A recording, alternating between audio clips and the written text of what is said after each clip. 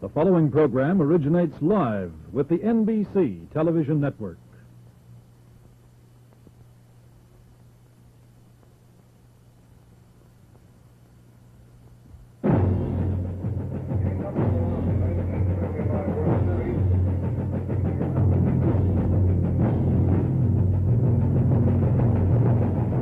NBC Sports presents the 1965 World Series.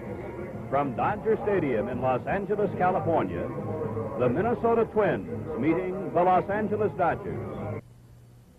Brought to you by Chrysler Canada Limited and its dealers who sell Imperial, Chrysler, Dodge, Plymouth, Valiant, Dodge and Fargo trucks. And your local Dodge From dealer. Chrysler Canada And by Limited. Gillette, makers of refreshing Sun-Up And by aftershave. Right Guard, The America's Gillette most Safety popular Razor deal. Company, maker of the slim adjustable razor. The Gillette Super Stainless, the totally new Gillette Super Stainless blade. Foamy, the cream of all instant lather. Right Guard spray deodorant and new Heads Up hairdressing for men. Los Angeles, California, and the fourth game of the 1965 World Series. In appreciation for your continued support, Chrysler Corporation and the Gillette Safety Razor Company bring you this World Series and such other outstanding events as the All-Star Baseball Game, NCAA College Football, and the 1965 Rose Bowl Game, exclusively on NBC. Hi again, everybody. Well, as far as Dodger fans are concerned, order has been restored here in Los Angeles after the Twins had won the first two games of the World Series. Because yesterday, in one of the finer pitching efforts in the World Series, Claude Osteen for the Dodgers defeated the Twins by a score of 4-0. And today we're going to have a pairing of the opening game pitchers, a battle of right-handers. The pitchers will be Don Drysdale for the Dodgers and Jim Mudcat Grant for the Twins. And to set the stage for us now, from the Dodger point of view, the voice of the Los Angeles Dodgers, Vin Scully. Vin? Thank you, Ray, and hi, everybody. I think the feeling of optimism on both sides, the Twins feel that they now have two pitchers who have already beaten the Dodgers, namely their pitcher today, Jim Mudcat Grant, along with Jim Cott for tomorrow. The Dodgers feel that you might beat Drysdale and Koufax once around, but not twice in the same week. And so both ball clubs are highly optimistic. One of them will be wrong. For the Dodgers, they have suffered one blow. Second baseman Jim Lefevre suffered a severely bruised heel in scoring yesterday. Lefevre will give way to Dick Tracewski. That will be the one drastic change in the starting lineup.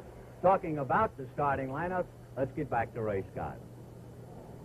Right, Vin, we tell you now this game is authorized under television rights granted by the Commissioner of Baseball solely for the entertainment of our audience.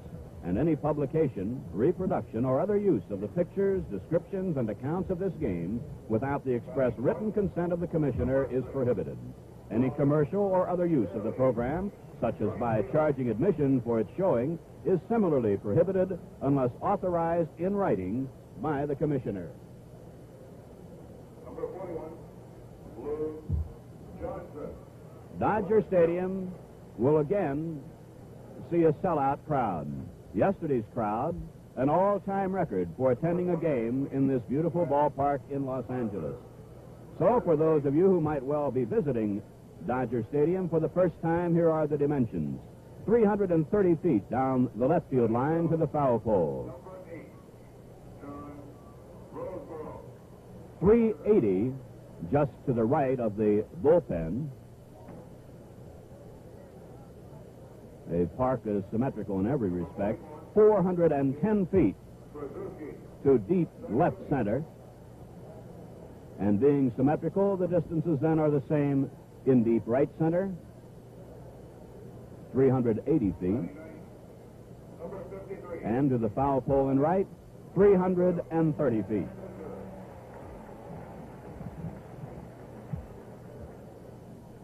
The weatherman has given us a day just about like yesterday. There is a haze The lights have not as yet been turned on here at Dodger Stadium. They were turned on before the start of yesterday's game. Then in the middle innings, the sun burned away much of the haze. Jim Grant is starting for the Twins today, and a short while ago we asked him how he'll pitch against the Dodgers today. This is going to be a different ball club today because they're in their own home ballpark. But I intend to pitch about the same game I pitched over there, trying to keep them all off the bases and not walk anybody. I hope to have some success. Grant, the winner over the Dodgers in the opening game of the series by a score of 8-2. His mound opponent for today's game, Don Drysdale, a loser on opening day, whereas Grant was a 21-game winner during the regular season. Drysdale won 23 and lost 12 and posted an outstanding earned run average of 2.78.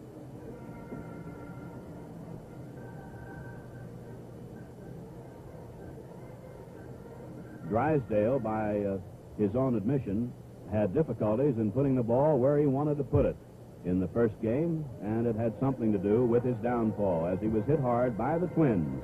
The starting lineup for the Twins: at shortstop, Zoilo Versalles. In left field, Sandy Valdespino. The right fielder, Tony Oliva. The cleanup batter and third baseman, Harmon Killebrew. Jimmy Hall will be in center field today. Don Mincher will play at first base. And starting today's game, despite a very painful injury yesterday, is Earl Batty. In the 8th spot, the second baseman, Frank Quillisi, and as we've told you, the pitcher will be Jim Mudcat Grant. The fourth game of the 1965 World Series is being brought to you from Dodger Stadium in Los Angeles, California.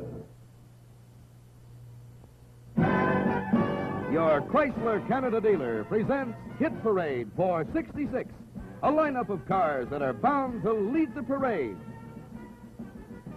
Exciting Chrysler. Move up. Enjoy the Chrysler way of life. Big Dodge. Dodge gives you more than ever before. More size, more comfort, more pride. It's a lot more car for your money. Swinging Coronet by Dodge. Coronet's a new idea from Dodge. Plymouth. Twice the Tiger for 66.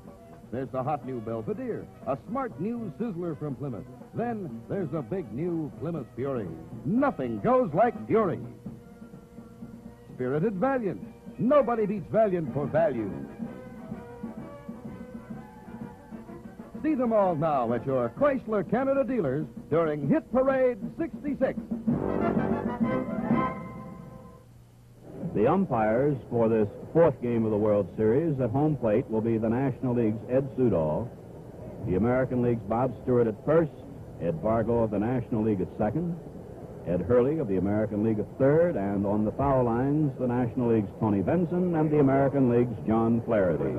And now to give us the lineup for the Dodgers for this fourth game, here again, Vin Scully. Thank you, Ray.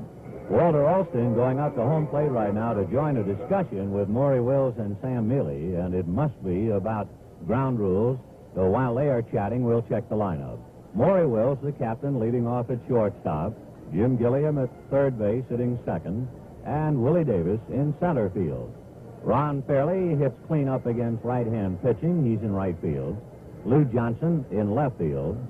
Wes Parker at first base. Johnny Roseborough hitting seventh behind the plate. And Dick Krasuski at second base for the injured Jim Lefevre. Krasuski played in all four games of the 1963 World Series against the Yankees. He sparkled with the glove. He did not do much hitting. He batted .154. Lefevre, who is sidelined today and probably tomorrow, was hitting .400 when he was hurt. And Don Drysdale, the pitcher. Sam Mealy, who is smiling but anxious, still awaiting news about the arrival of his fifth child, his wife in Quincy, Massachusetts, waiting.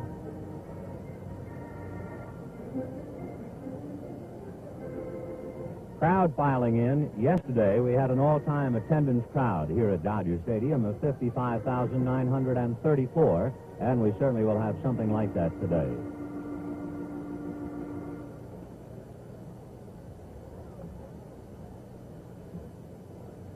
It does not appear to be too much of a serious discussion by any means. As you can see, Olson just kind of gazing over to where Drysdale is warming up. and Wills and Mealy engaged in a conversation. Oh, by the way, remember if you were watching yesterday that you saw Sam Mealy and Walter Alston in a discussion behind home plate. And what Walter was telling Sam Mealy was that we have X-ray machines in the clubhouse. And if anything happens, as it did to Batty, while we could have him X-rayed right here at the park. Now, the color guard from the United States Naval and Marine Reserve Training Station, and our national anthem will be sung by John Raitt, star of stage and screen and one of Southern California's outstanding college athletes. Ladies and gentlemen, our national anthem. Sung by John Raitt.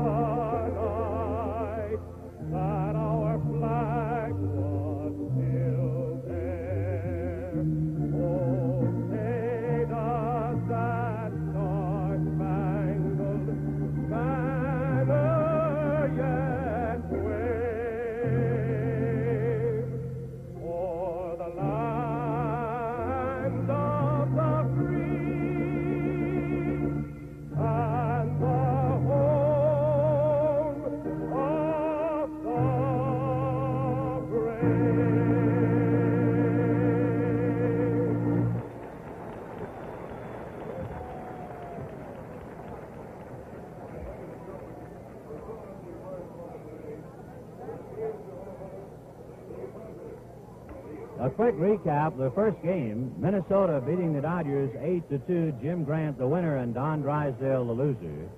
In the second game of the series, 5-1 Minnesota, Jim Cott the winner, Sandy Koufax the loser. In the third game of the series, 4-0 Dodgers, Claude Osteen the winner, Camilo Pascual the loser.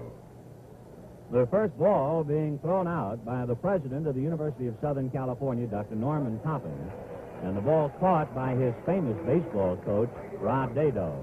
We pause briefly for station identification. This is the...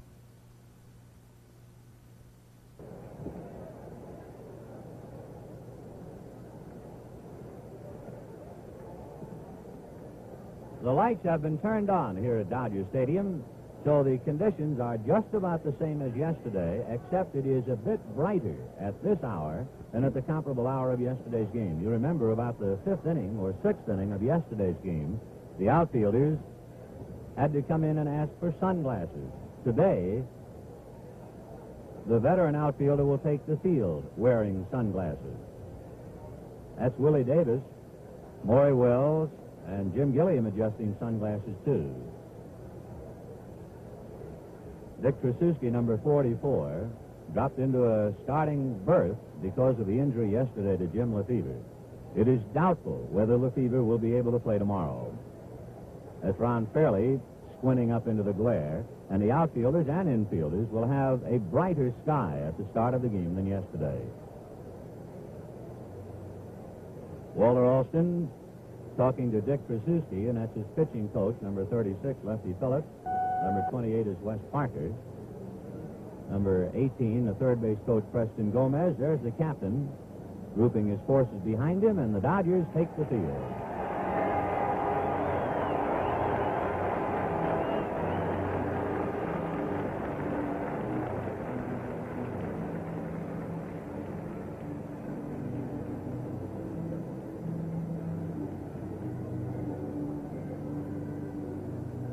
Setting the Dodgers defensively, Wes Parker at first. Dick Krasuski at second.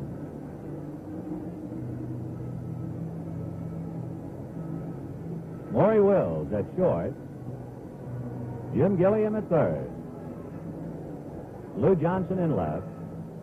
Willie Davis in center. Ron Fairley in right. Johnny Roseboro going all the way in the series back of the plate. And Don Drysdale on the mound. 23-12 during the regular season. Jim Lemon coaching at first. And Billy Martin coaching at third. Johnny Roseboro had some ideas about Drysdale's pitching. Here's what he said before the game. Well, the last time out, if you notice, Drysdale's control was bad and he wasn't throwing good. So today, if his velocity is good and the ball is down, I think that possibly he'll have a better ball game. And one way to find out, if he throws the ball above the waist more than 3 or 4 times in any given inning, he's not on. And watch his curveball. If his curveball is sharp and fast, then we're going to be all right. Well, we'll find out about that right now. As Zorro Versailles, Sandy Valdespino, and Tony Oliva will open up the first inning of the 4th game of the World Series. Versailles, the standout player in the series, without any doubt. He is 5 for 13, 4 runs batted in, including a 3-run home run, and he has sparkled.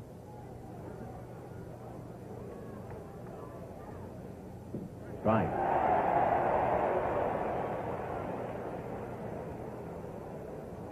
Drysdale is a low ball pitcher, and he was pitching high in Minnesota.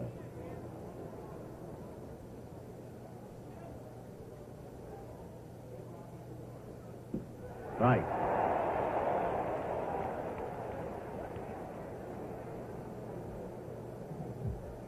Oh, and 2 to Zoilo Versailles, leading off.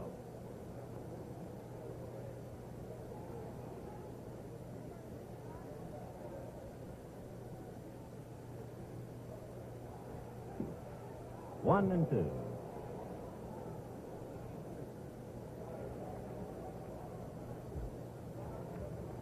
Versailles hit a 3-run home run against Drysdale in the 3rd inning of the first game. Drysdale also struck him out twice, but the home run was the big blow.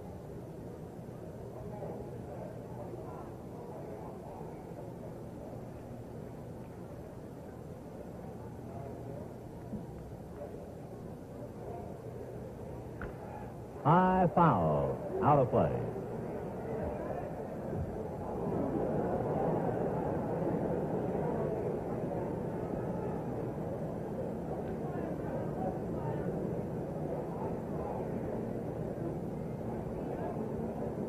One and 2, the leadoff man, Zoilo Versailles.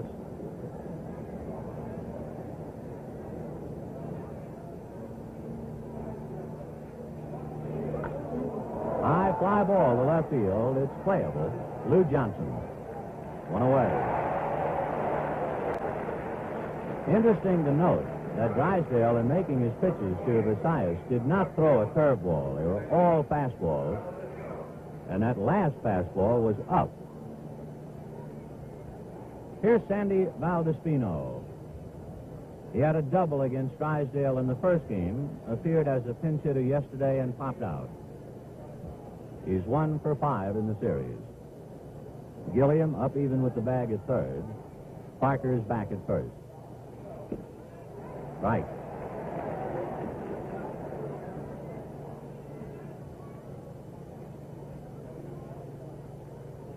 There's Gilliam, anchored at the bag. 0-1. 1-1. Hasn't thrown a breaking ball yet.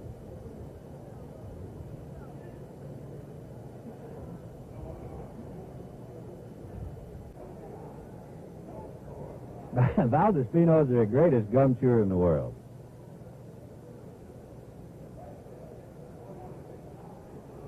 Change-up, hit down the line, base hit. Johnson over to get it. And Valdespino heading for two. The throw, he got it.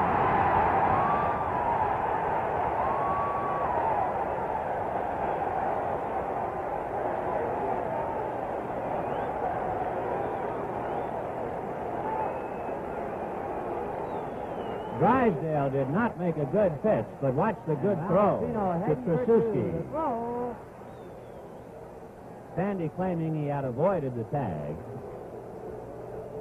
And now we have our first real argument of the day. The manager, Sam Mealy, is out there appealing with second base umpire Ed Vargo on the call.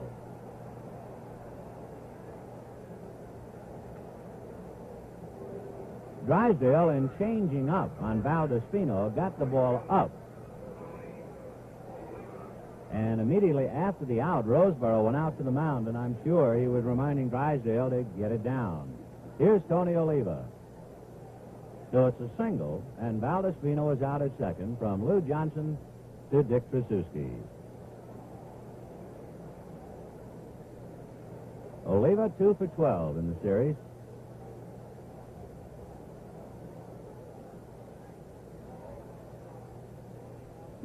Fastball. Valdespino ran up as if to bunt before he hit the changeup for the base hit.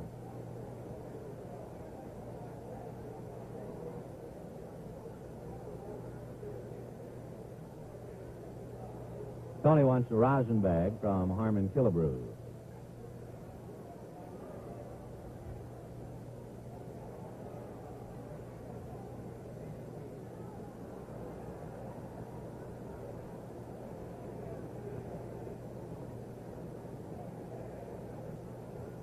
Two out, first inning, no score.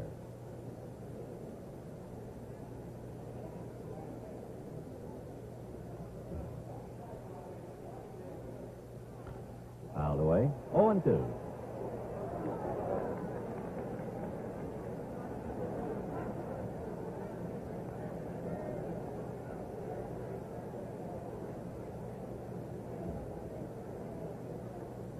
To Tony Oliva.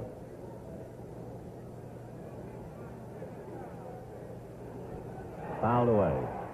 Interesting thing about Oliva, he is what you would call a free swinger. As you notice, he's fouled off all three. And normally, free swingers have a habit of striking out. But Oliva is not a strikeout man by the figures. He makes contact most of the time. In almost 600 at-bats this year, he struck out only 64 times. 0-2. 5. 1-2 to Tony Oliva. 2 out, first inning, no score.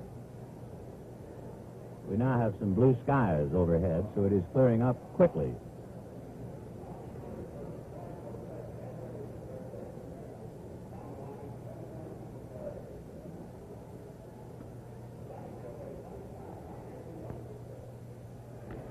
Jammed him. Little foul off third. Gilliam is there. He's got it.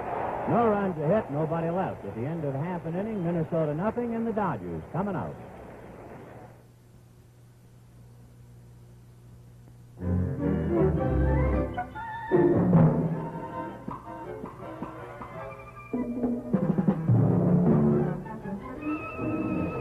Take a good, long, hard look at Dodge for 66. Dodge is big in looks, in size, in room, in comfort, in everything. Dodge is luxurious, outside and inside.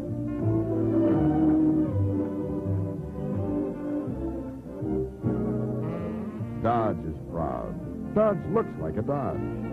Take a good look at Dodge. It's the most car in the popular price field. Get more, get a lot more, get a lot more car for your money. Get Dodge for 66. Yes, Dodge is a lot more car for your money. Get Dodge for 66. It's at Minnesota defensively now. At first, Don Mincher. At second, Frank Quillisi, along with shortstop Zolo Versailles. At third, Harmon Killebrew. Sandy Valdespino in left. Jimmy Hall in center. Tony Oliva in right. Earl Batty behind the plate. And on the mound, the Mudcat, Jim Grant, 21-7 during the regular season. It's a strong game to beat the Dodgers in the first game of the series, 8-2. Wills, Gilliam, and Willie Davis, the way the Dodgers stack up. Strike. Wills is 4 for 13 in the series. Killebrew up in on the grass. Mincher up inside the bag. Fouled away. 0-2.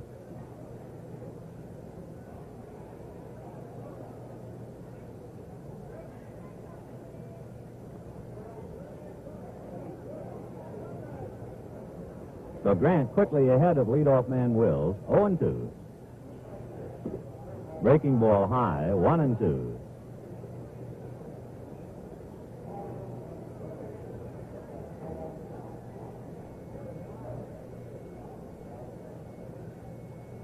Breaking ball outside. So 2 fastballs and 2 curves in the count, 2-2.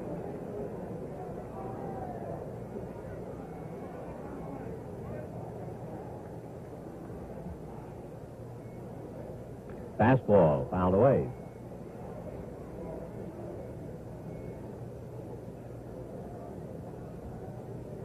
Despite the fact there are 2 strikes on Wills, the Twins still play the corners out, Killebrew and Mincher.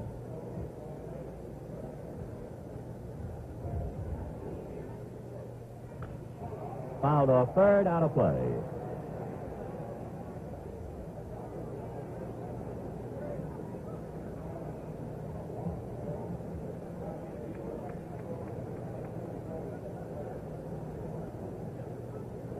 Jim Grant, who showed the Dodgers great control and got out in front and threw strikes the rest of the way in the first game. Hopper wide of first to Mincher. He goes over the head of the pitcher. There's a collision with Quillisi, and Wills and Quillisi went down. Morey is safe at first base. Mincher appeared to be confused as he tried, I think, to throw to Quillisi, but Grant was already at the bag, and the throw went over Mudcap's head. And then Wills and Quillisi collided at the bag. Here it is again. Boom. Fortunately, they are both all right. It'll be a base hit for Wills.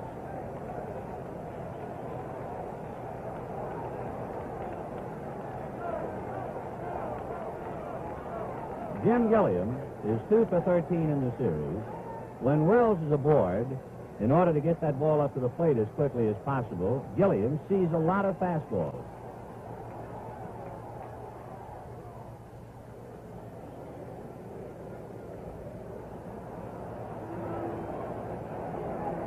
Mincher holding Wills.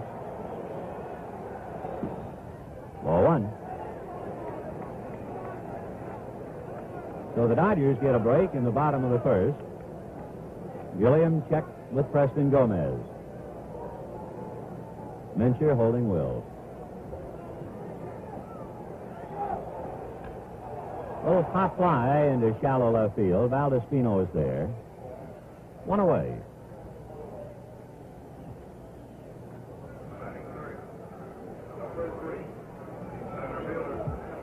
Here's Willie Davis.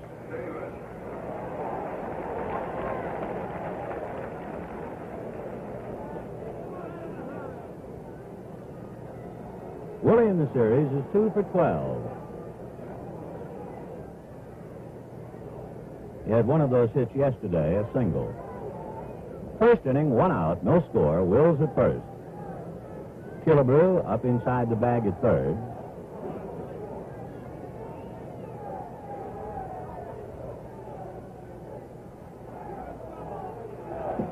Strike.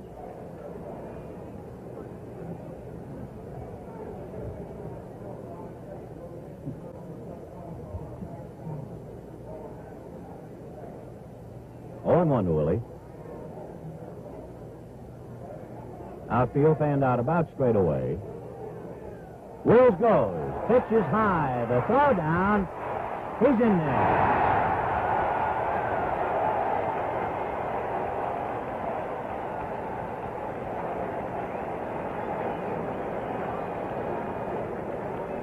For Maury Wills, his second stolen base. Let's take another look at it.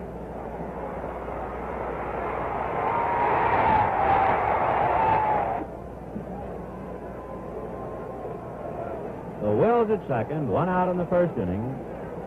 Willie Davis trying to pick him out. Right side of the infield deep. Willie around to bunt. Takes a strike.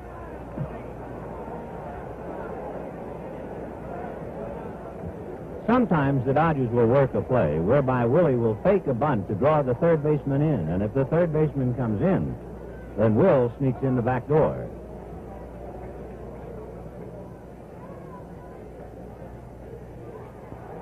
Versailles to the bag.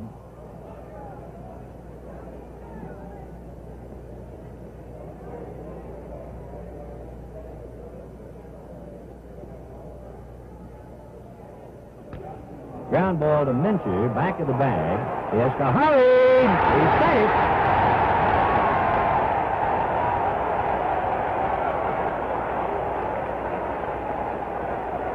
I would think that pitcher Jim Grant takes the blame on that play. On any ball hit to the right side, the pitcher has to get off that rubber in a hurry, and Grant just was too late. So the Mudcats in trouble. Runners at first and third with 1 out. On infield singles on a stolen base, and Ron Fairley the batter.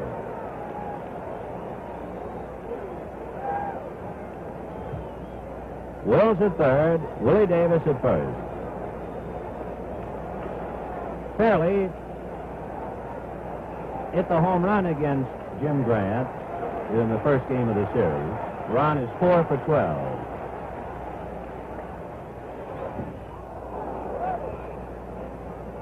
Good fastball. 0-1. There's Willie Davis at first and Wills at third. Wills never tries to steal home, so Grant can forget about that possibility. Ground ball down to Quillisi. He goes to Versailles. Back to first. Not in time. The run is over. And credit that run to Willie Davis, because Willie got down to second to tie up Versailles so much that Zoilo's throw to first base did not have anything on it. And it's 1-0 Dodgers. So the speed paid off in this instance to break up the double play. And here's Lou Johnson.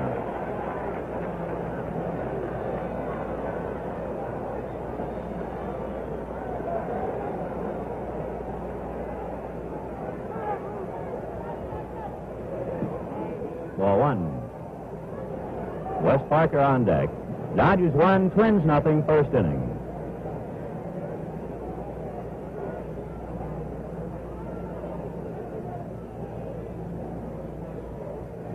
Fastball, little pop fly, Quillisi on the grass. He's got it. For the Dodgers, a run on 2 hits, they leave a man. At the end of 1, the Dodgers 1, the Twins 0.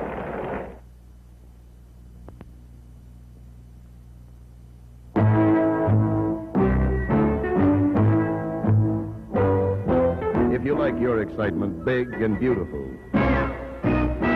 meet your kind of car. Chrysler Sport 300. This is the Chrysler that's as young as you feel. This is the Chrysler that was designed for the adventuresome.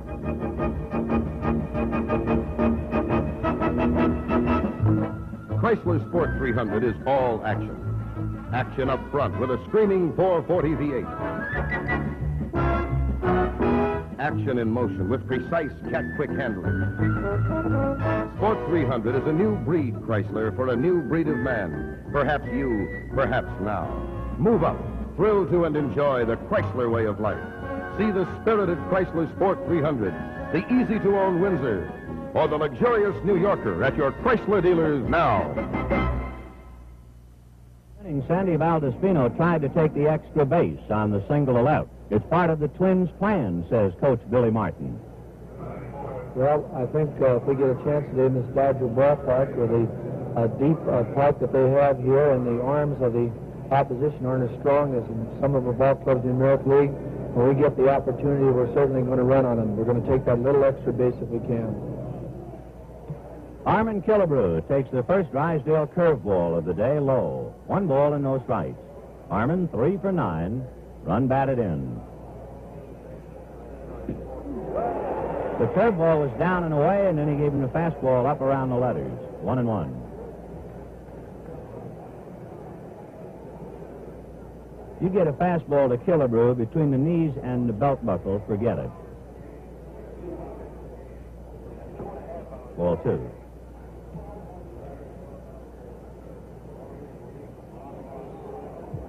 Drysdale gave up a single in the first inning on a changeup to Valdespino. Jammed him again, letter high fastball, 2-2. Harmon, of course, was out 7 weeks with a dislocated elbow. He still hit 25 home runs. Ball 3.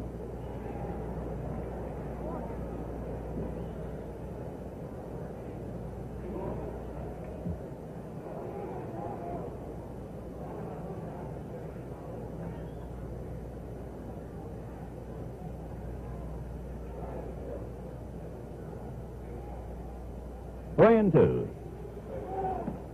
Slider, ball 4.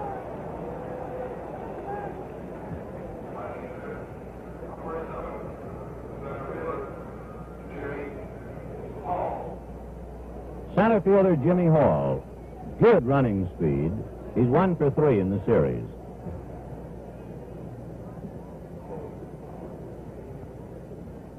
Jimmy wearing the protective ear covering on the right side.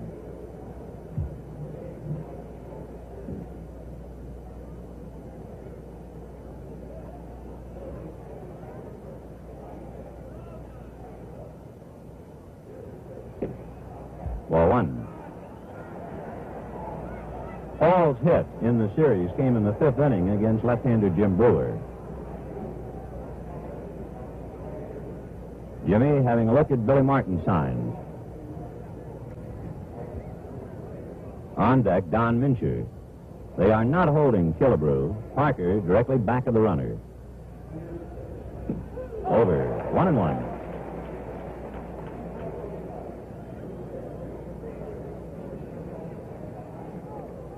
Dodgers lead 1-0 here in the 2nd inning. Billy Martin perhaps hanging out a sign.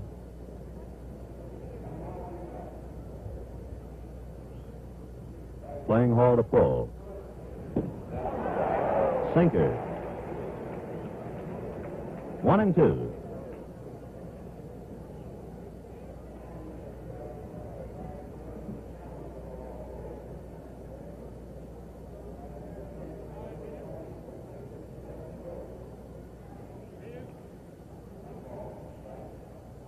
Drysdale wants to check with Roseboro.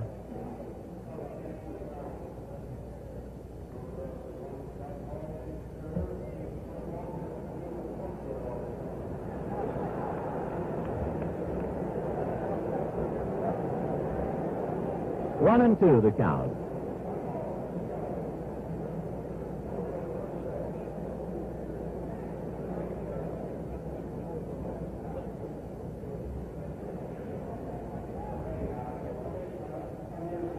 Fastball got it.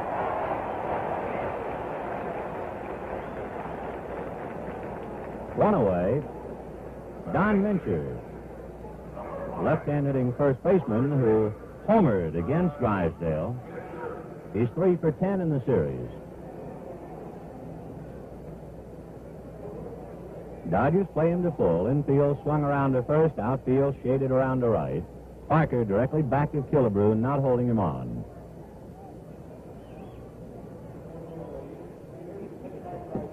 Half swing for a strike.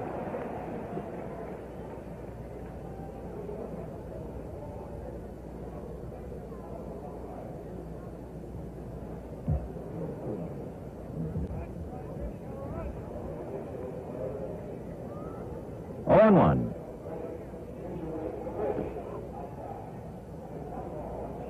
One and one to count to Don Mincher. 1 out, Killebrew at first base. 1-0 Dodgers, second inning.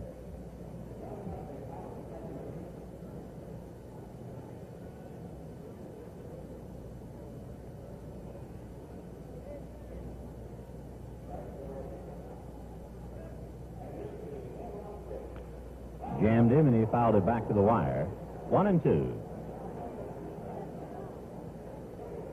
I think that should bring back a few memories, that one pitch, to Sal Magley, who was finishing up his career when Drysdale just came up to the Dodgers. And Sal was trying to teach the young Don Drysdale how to throw a little curve to jam the left-hand batters. And that's just what he gave Mincher. 1-2. 2-2.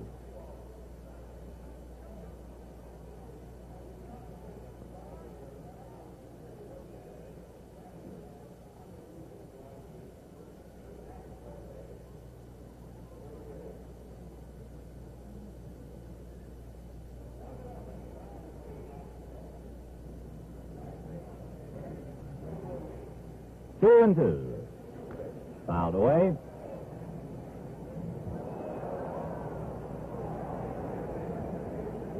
In case you joined us a little late, the Dodgers on 2 infield singles, a stolen base, and a force play picked up a run in the first inning. And the big play in the first inning was Willie Davis' speed, enabling him to tie up Zoilo Versalles. Got him.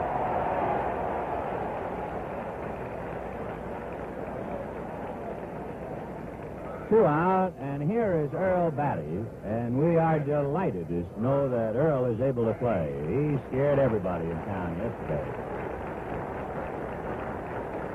Earl is in pain. His neck is stiff and sore. And as you said before the ball game, I'm going as far as I can. He's a Los Angeles boy, and Ray Scott has an interesting story or anecdote concerning Earl Batty. Earl's mother was not able to watch yesterday's game, in fact, not able to listen to it because of her religion, and as a result was spared the ordeal of seeing her son, well, at the moment it looked like he might have been grievously hurt. Fortunately, not serious. Fastball for a strike, 0-1. 2 out, second inning, 1-0 Dodgers. Earl Batty is 2 for 11 in the series, 2 RBIs. He singled to right to drive in a couple against Drysdale.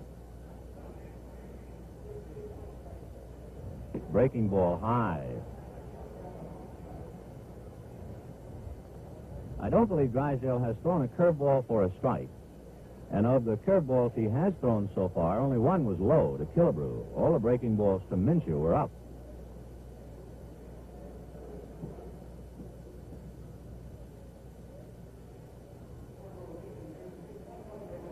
Fastball over. So he seems to be able to put the fastball just where he wants to, and he's having some difficulty with his breaking ball. 1-2.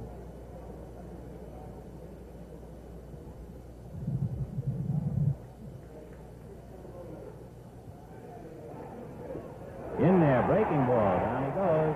No runs, no hits, a man left. Scored. The end of an inning and a half. The Dodgers won, the Twins nothing.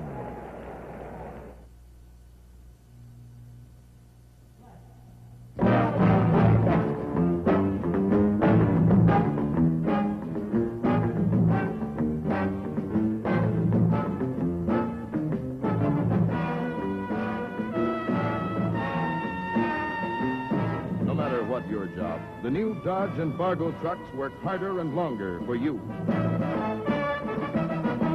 And now, another message from Chrysler. September 26, 1962, Chrysler Canada Limited announced the 5-year or 50,000-mile powertrain warranty. These cars carried it, the 1963 Chrysler-built cars. Today, many of these cars have new car warranty left. Think of this when you're buying a new 1966 car. Think of still having warranty protection in 1968, 69, or even 70. Makes sense to buy a car or truck from Chrysler. Bottom of the second inning, 1-0 Dodgers. The Dodgers will have Wes Parker, Johnny Roseboro, and Dick Tracewski.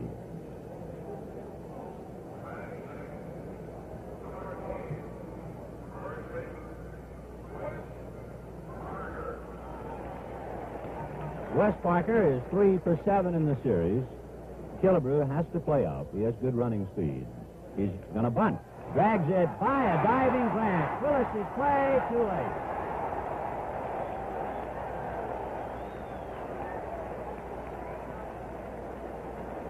So the Dodgers have 3 hits, all infield hits.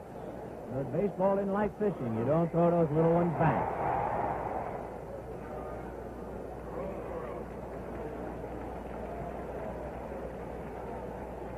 Johnny Roseboro is 3 for 11.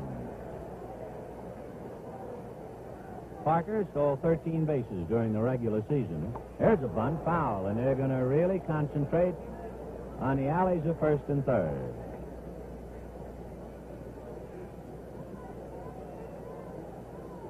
Roseboro normally does not bunt.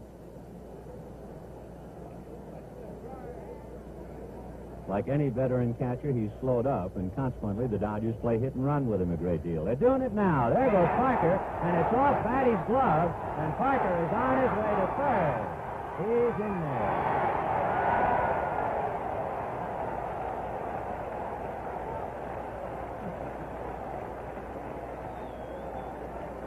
So the Dodgers were playing hit and run, and the pitch was very high and off Earl Batty's glove. We'll see how they rule it. Pass ball, wild pitch, probably a stolen base as well, and that's it. Stolen base and a wild pitch.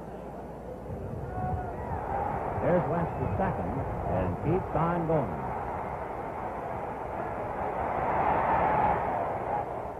The Twins play their infield out. Ground ball to Quillisi, right to his leg.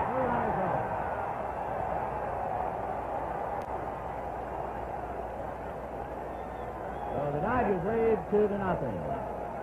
And that will be an error charged to Frank Quillisi.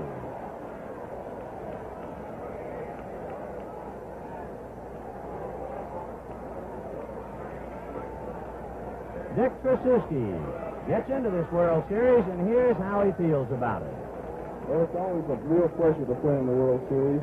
It's a little tough to come off the bench like I did yesterday, and today I think it's going to be a little better for me because I'm going to start the ball game, and it's always a great pleasure to play in a World Series, and I did it before in 1963 coming off the bench, and I think I could do it again here in 1965.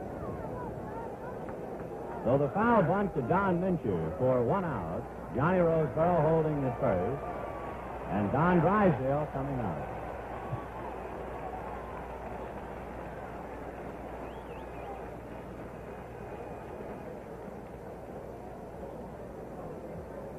On the error charge to Frank Quillisi with the infield up, there is no run batted in, credited to Roseboro.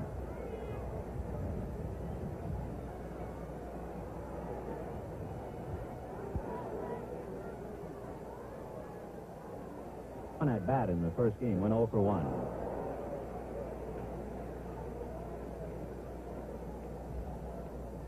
So Jim Grant behind 2-0 here in the second inning.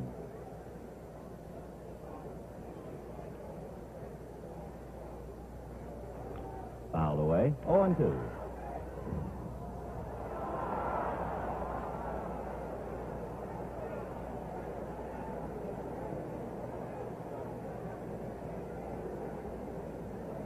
Roseboro at first does not present too much of a problem as far as stealing is concerned. They'll watch him anyway, but John stole only 1 base this year. 0-2. Ball 1. Drysdale really gets up on the plate and up towards the mound. Look where his left foot is when he gets back in the box.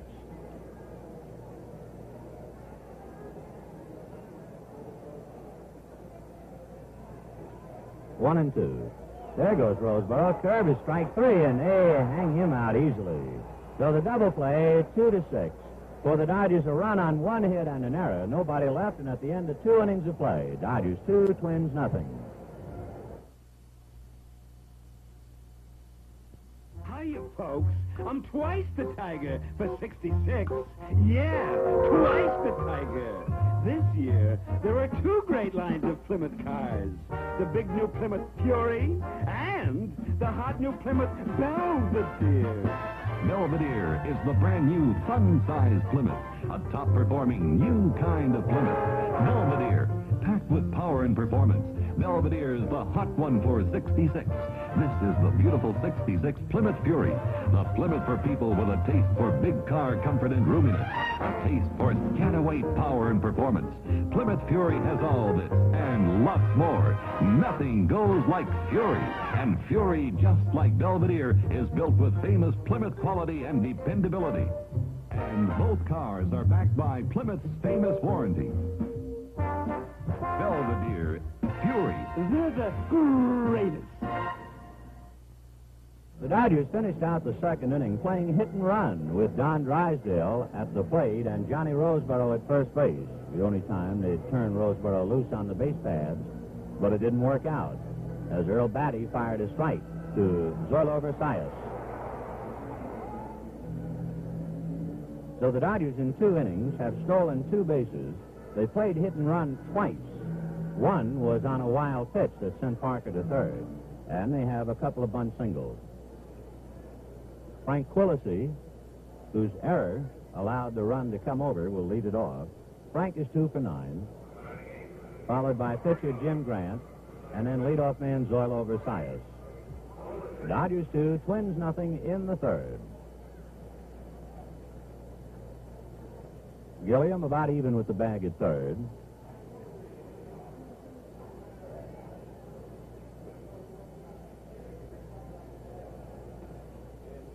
Ball 1.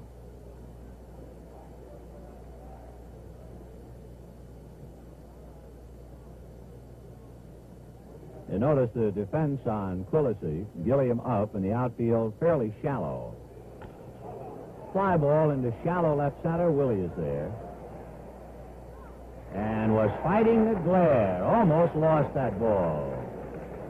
When he went down into a crouch, he was trying to find a dark spot as a backdrop for the ball. This 1965 World Series game is being brought to you live and in color, exclusively on NBC.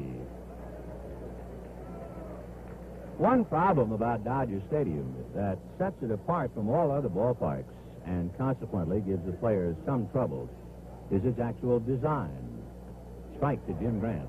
Most parks, you have a lower deck and maybe a mezzanine and an upper deck, and that's that. But if you stand out in center field here and look in, you see almost a deck of cards. There's 6 levels. 0-2. Starting with the dugout seats behind home, then you have the lower grandstand, then the mezzanine, then the club level, and then 2 more decks up above that. 0-2. Got him. Drysdale has now struck out 4 out of the last 5.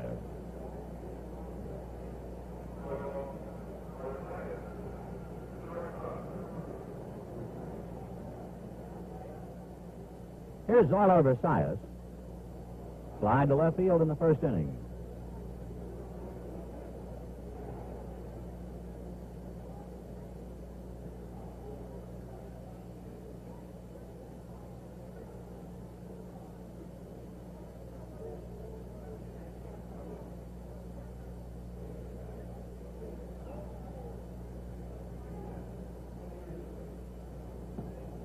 Ball 1.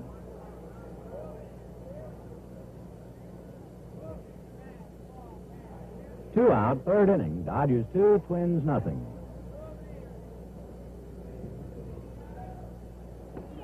Ball 2.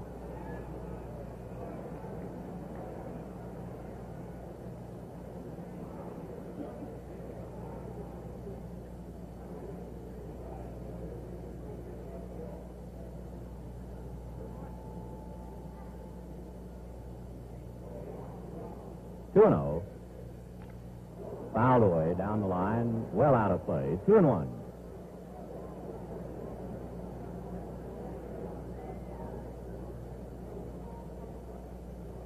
If you're playing center field at Dodger Stadium, that's what you look at.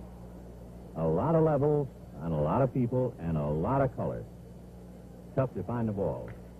Hit to the left to Will. Base hit to center field.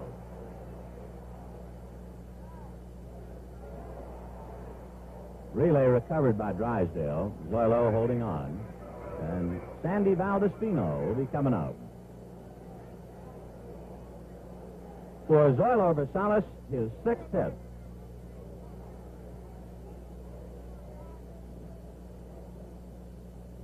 So Versailles at first base has more hits than anyone else in the series up to here. Here's Sandy Valdespino. 2 for 6. Single to left in the first inning. 4-1.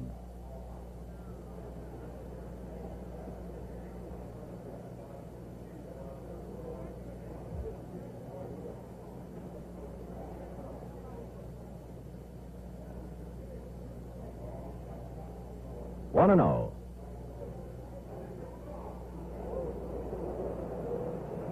Jim Lemon and Zoilo Versailles, perhaps appealing to Bob Stewart about Drysdale's move.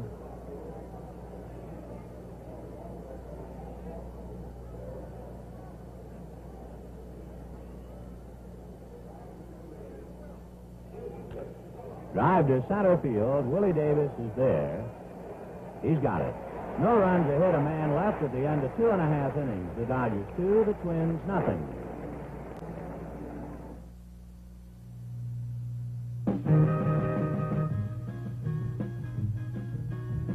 Swinging people, swinging car.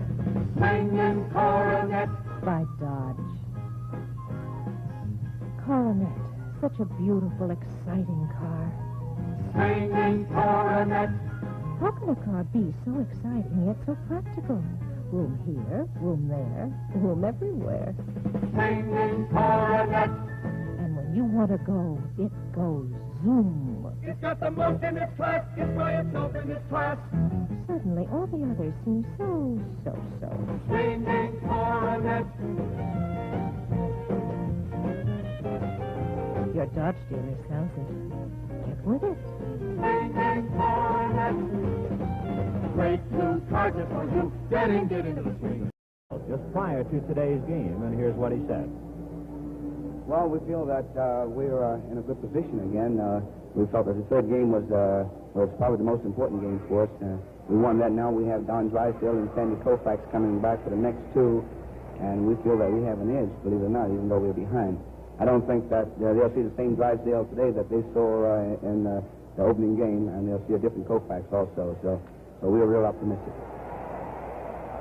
Base hit for Will, bouncing one over the drawn-in Harmon Killebrew. So the Dodgers now have 4 hits. Not one of the 4 hits has reached the outfield, and they will take them gratefully. Here's Gilliam.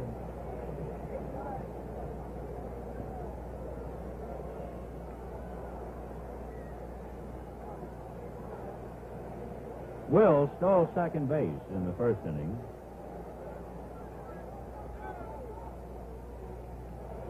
Ball 1.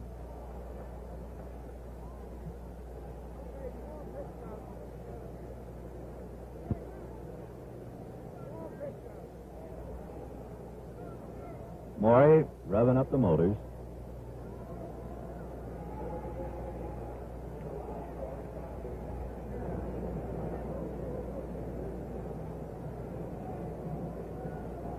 Dodgers 2, Twins nothing, bottom of the third in the 4th game of the World Series. Little high, ball 2. Grant is not quite as sharp as he was opening day. He's been behind several times.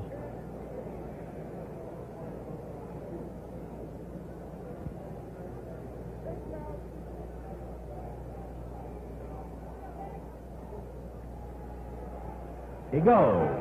Swung on and missed. The throw down. They get him. The tag made by Frank Quillisi on a perfect throw by Earl Batty. And Grant did a good job of holding him on as well. So Wills is shot down from Earl Batty to Frank Quillisi. Now we'll take another look.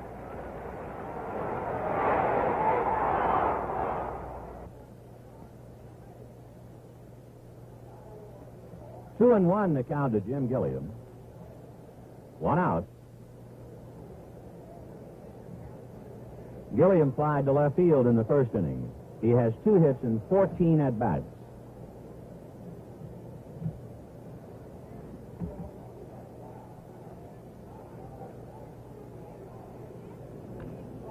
High foul off third. Killebrew coming over to the Dodger dugout.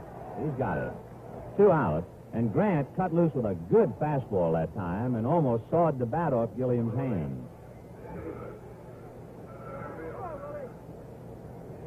Here's Willie Davis.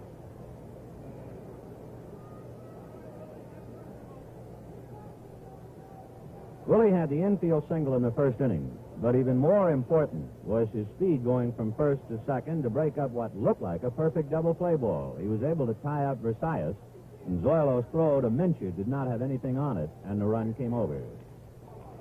Ball hit right to Mincher. He'll do it himself. And the Dodgers, no runs, a hit, nobody left. At the end of 3, Dodgers 2, Twins nothing. We pause for station identification. This is the CBC Television Network.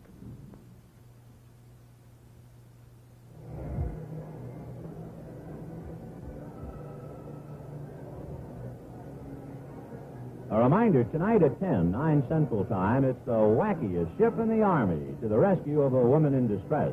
Watch this wonderfully wacky comic adventure tonight, following Bonanza on NBC. So far, in 3 innings, there have been several big plays. Wills outlegging a roller in the first inning on the collision with Frank Quillisi. Willie Davis beating Jim Grant to the bag for a base hit on a ground ball to Mincher. And then Willie Davis tying up Versailles at second base to allow a run to come over.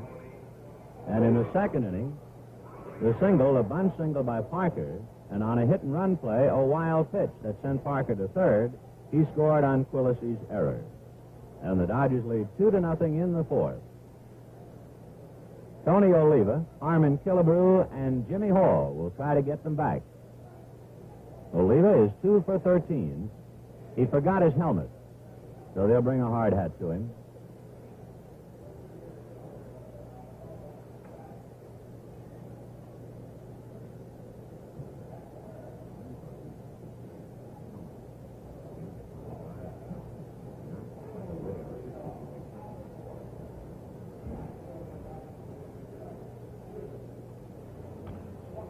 Fouled away. 0-1. Big Jim Lemon handling that one. Bob Stewart, the first base umpire, throws it out.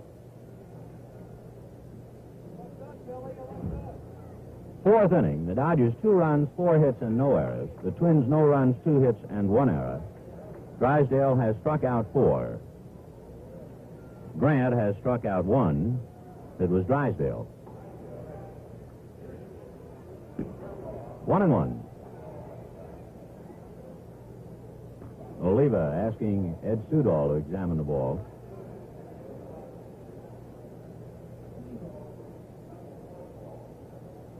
Big crowd, very quiet.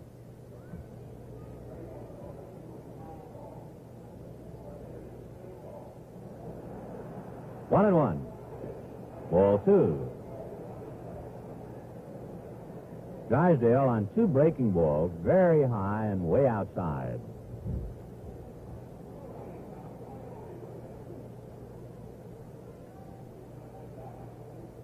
American League batting champ, fouled away. 2-2. He got the fastball up and in that time.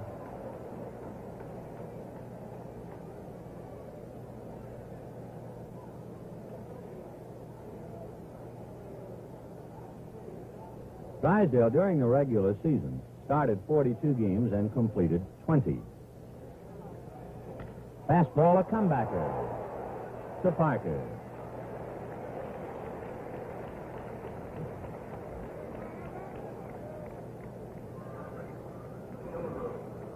Drysdale, a good fielding pitcher, despite the fact he fell down in Minnesota. Here's Harmon Killebrew, 3 for 9 in the series, walked in the second inning. Breaking ball.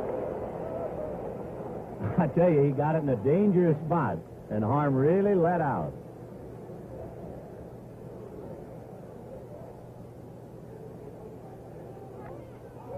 Oh, and 2.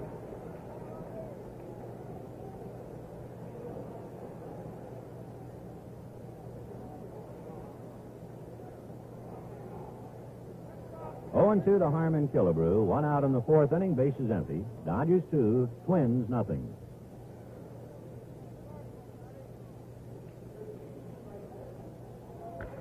A mile drive in the left field. Johnson go back. Away back. Goodbye.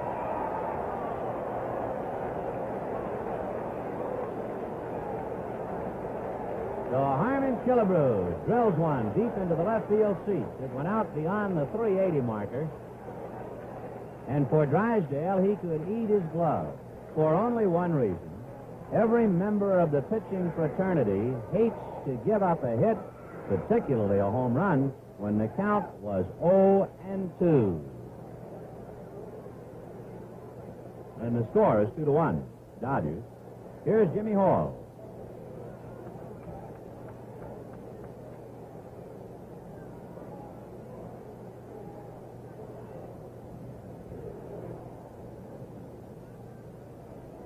Change hit to the left of Wills. He's at the bag. Throws him out. So the changeup got Jimmy Hall 2 out. Drysdale led the Dodger pitching staff and in the unenviable department of home runs allowed. Don gave up 30 home runs during the regular season. And in the series, he has now allowed 3. Here's the fellow who hit the first of the 3, Don Mincher. He struck out in the 2nd inning. Change up, hit off the end of the bat to Gilliam. The throw to Parker. That does it. 1 run on 1 hit. Nobody left at the end of 3.5 innings. Dodgers 2, Twins 1.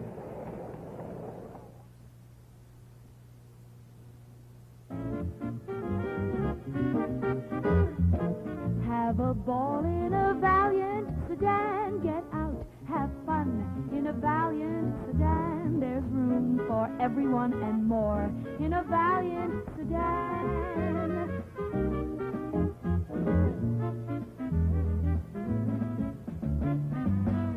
Raise the roof in a Valiant convertible. Get out and go in a Valiant convertible. Feel the fresh breeze blow in a Valiant convertible.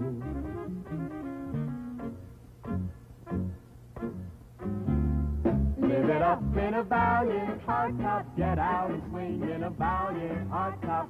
Now's the time for a fling in a Valiant hardtop. And remember, nobody beats Valiant for value. Ron Fairley batted against Jim Grant in Minnesota. Here's what Ron had to say. Well, Jim Grant has a pretty good fastball, and he does have good command of this particular pitch. He's not going to fool you too much with his breaking stuff, although I understand he has developed a little bit better curveball, but he's basically a fastball pitcher. As far as the ball that I got very fortunate to hit a home run against Jim, but he gave me a good pitch. I don't think he necessarily wanted to make that particular pitch, but fortunately I got around on it pretty good, and it is kind of a small ballpark, and fortunately I got the ball up in the air enough, and it's got over the fence. 1 ball and no strikes to Ron. Bottom of the 4th inning, Dodgers 2, Twins 1. Don Drysdale and Jim Grant. High with a fastball, ball 2. Jim Grant, 21-game winner, trying to win his 2nd in the World Series.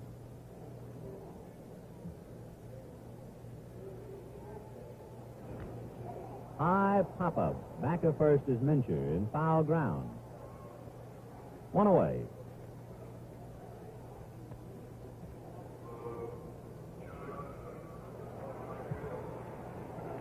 Lou Johnson has already figured prominently in the game when he threw out Sandy Valdespino, trying to go to 2nd in the 1st inning. As a batter, he popped up, 0 for 1. He had a perfect day yesterday, 2 doubles, a walk, and a sacrifice. Strike. Good fastball.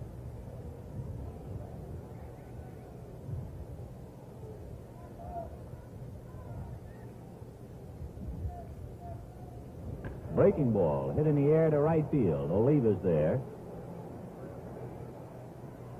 2 out. Grant now starting to throw strikes and appear more like the pitcher who started the series.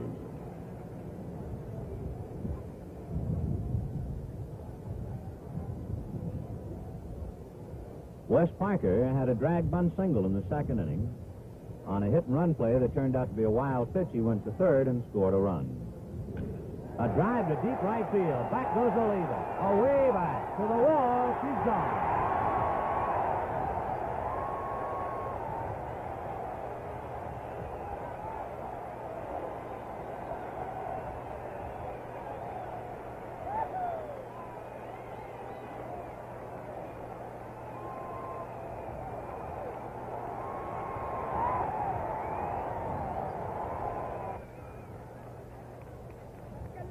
Wes Parker has shown the big crowd 2 ways to do it. A drag bunt single and then a home run. It's 3-1 Dodgers. Here's Johnny Roseboro, 0-1. Parker hit 8 home runs during the regular season.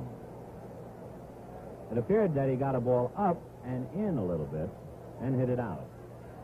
And the Twins start to move around. Line drive backhanded by Mincher. Nice play by Don. So the Dodgers get a run on a hit. And at the end of 4 innings of play, Dodgers 3, Twins 1.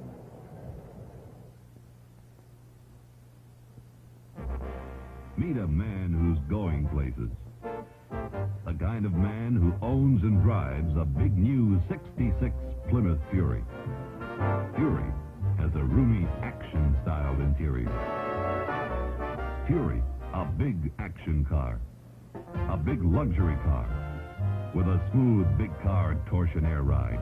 Clean, crisp lines. Real easy to handle. With a performance choice up to the new 440 cubic inch Commando V8. Nothing goes like Fury, the big new action car. A man's kind of car. The big new Plymouth Fury 466. The kind of car you'll want to take the long way home in. Fury is backed by Plymouth's famous warranty. Belvedere. Fury. They're the greatest.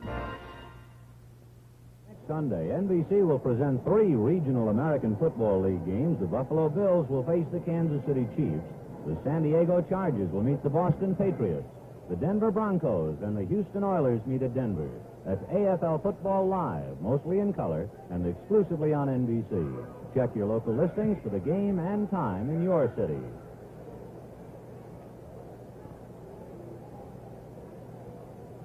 Jim Grant is due up third in the 5th inning with the Dodgers leading 3-1. Strike to Earl Batty, who struck out in the 2nd inning. In the Minnesota bullpen, Dave Boswell begins to loosen up. Breaking ball over, strike 2. Now he went 0-2 on Killebrew, and Harmon hit it out. There's Boswell. 0-2. Fastball got him looking. So Batty, I think, figured there's no way he's going to try and throw a strike after what Killebrew did. And for Drysdale, his 5th strikeout. Of course, that's what the pitchers always say. People always remember the home run that's hit 0-2. They always forget how many hitters you strike out on 3 pitches. Paid attendance today, 14 less than yesterday. 55,920. 55,920. Breaking ball to the backstop to Quillisi. 1 ball and no strikes. Jim Grant out on deck. 3 runs, 5 hits for the Dodgers. 1 run, 3 hits, 1 error for the Twins. Fastball hit to Tracewski. 2 out. For Tracewski, that's his first chance of the day. And now here's Jim Grant. Good hitting pitcher. Went down on strikes in the third inning. Jim went 1 for 3 in the first game of the series. He doubled against Jim Brewer. Breaking ball. Big roundhouse curve.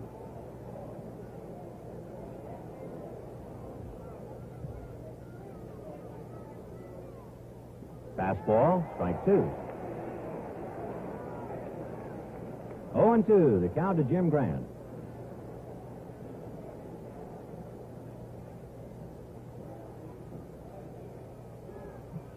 Fastball hit to Tracewski. They go out in order and score at the end of 4.5 innings of play. Dodgers 3, Twins 1. The second half of today's World Series game is brought to you by the Gillette Safety Razor Company. A new kind of shave. A new kind of shave you can only get when you shave all the way with Gillette. Only Gillette has the slim twist razor. Looks great, feels great. This slim molded handle gives you better grip, better balance, better control. This trim head makes shaving those hard-to-reach places so much easier. The slim twist opens one-handed. Insert a precision-made Gillette blade with the other hand. Twist again, the blade is locked in perfectly. Only Gillette blades and razors were made for each other. You get a new kind of shave you can only get when you shave all the way with Gillette.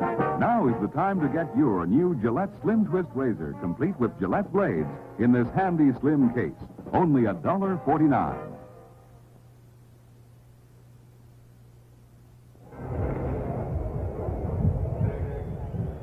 Bottom of the fifth inning, Dodgers 3, Twins 1.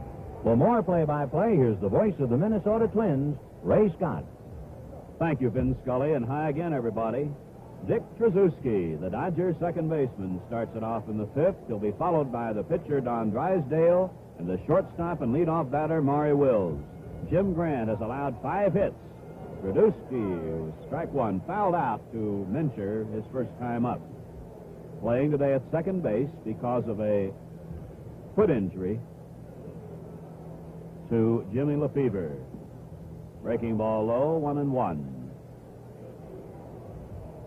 The teams have matched homers, Killebrew for the Twins and Wes Parker for the Dodgers. High, ball 2, 2-1. But chinks in the Twins' inner defense have contributed to 2 of the 3 Dodger runs.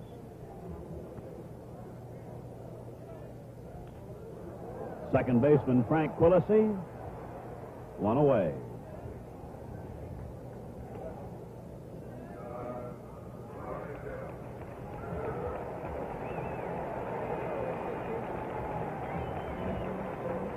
Don Drysdale struck out in the second inning.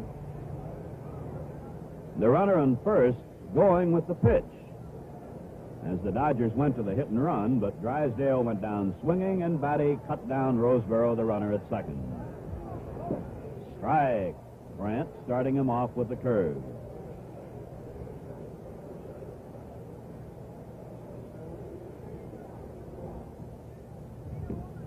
Fastball low, 1-1. Barring a change in thinking by the rival managers, it looks like tomorrow's fifth game will see a matching again of the left-handers. There's a strike to Drysdale, Sandy Koufax, and Jim Cott. A reminder, tomorrow's game at 3:45 Eastern Daylight Time. Into the seats.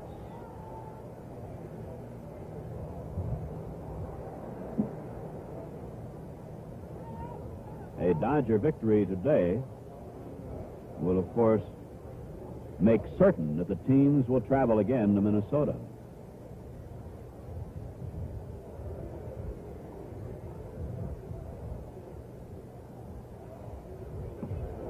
Two and two.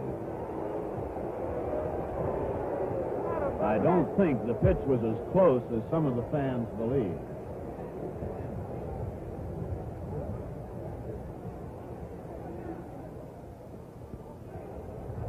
Just missing low, and it's 3-2.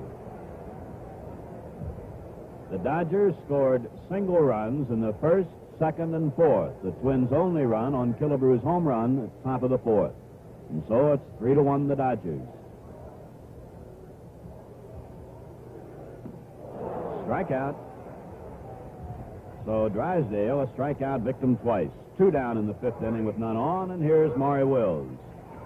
This 1965 World Series game being brought to you live and in color, exclusively on NBC.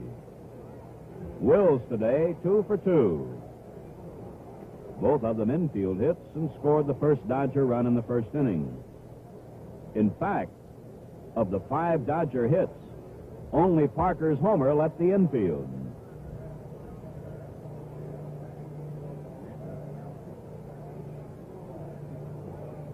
Killebrew is in tight at third, Mincher up at first. High inside breaking ball, ball 1. The Twins' infield defense against Maury Wills. Ball 2. Grant has issued no walks in this game and walked only 1 in the series opener.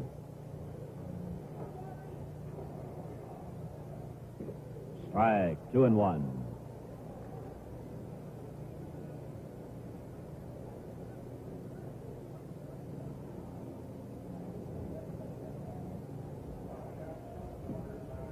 Ball 3, 3-1.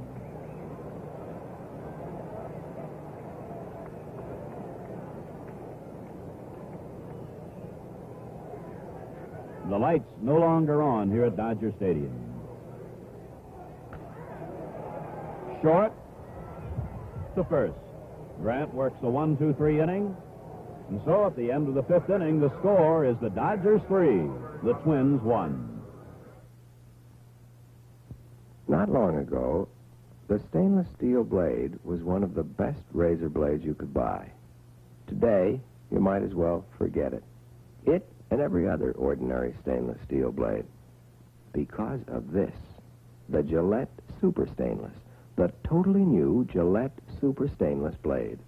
The new Gillette Super Stainless is better than any other blade you've ever used because of 2 things. A new high-chrome stainless steel that takes and holds an incredibly sharp edge, and a smooth new coating, more effective than anything else discovered. The result? Miracle edges and a cleaner, closer, more comfortable shave. So don't buy just another stainless steel blade. Make it super stainless. Gillette Super Stainless with the miracle edges. Your shave will last longer. So will the blade.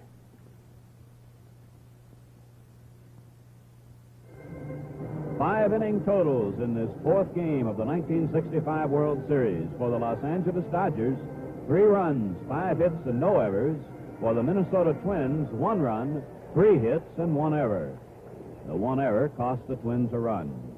It's the top of the batting order for Minnesota in the 6th inning. The shortstop, Versailles, the left fielder, Valdespino, and the right fielder, Oliva. Versailles today 1 for 2, a single in the 3rd inning.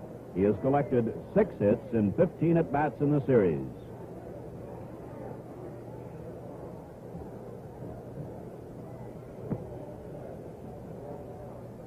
Gilliam and Parker, at 3rd and 1st respectively, play Versailles tight.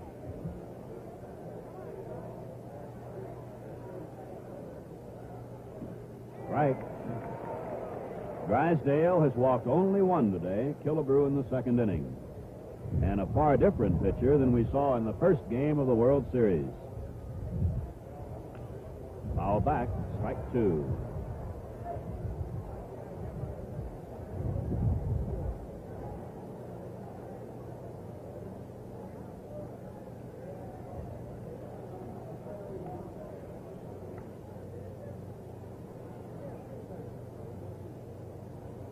Gilliam and Parker have retreated now with a no-ball, 2-strike count.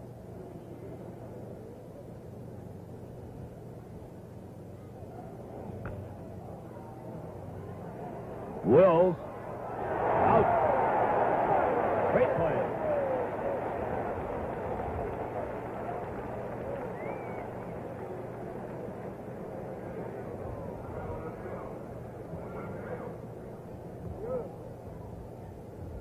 Take a look at that one again.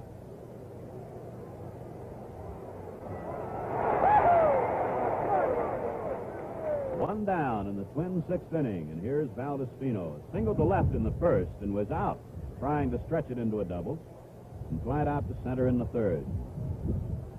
3-1, the Dodgers lead here in the sixth inning. Ball one. We asked Sandy before today's game how he figured Drysdale would pitch to him. Well, I think the way he pitched me the last game in Minnesota, I think he's going to try to pitch me inside because that's the way that they think that they're going to get me out. So I'm going to be ready for the inside pitch. A strike, and it's 1-1. Sandy hit a changeup for his base hit to left in the first inning.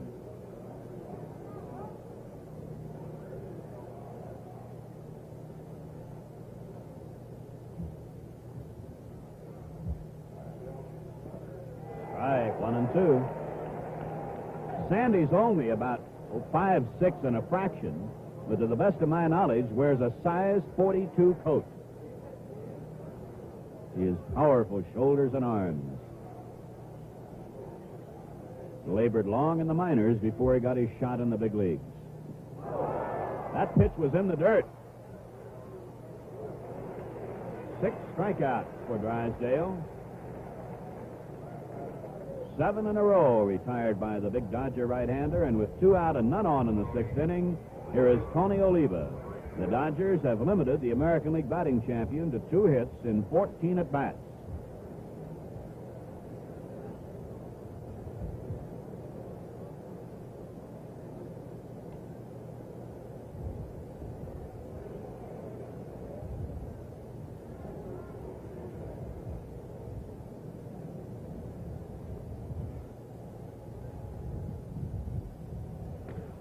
Foul, strike 1.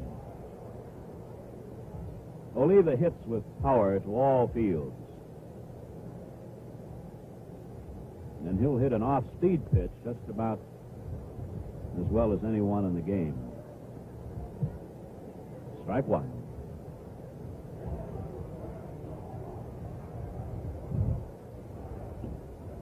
One and one.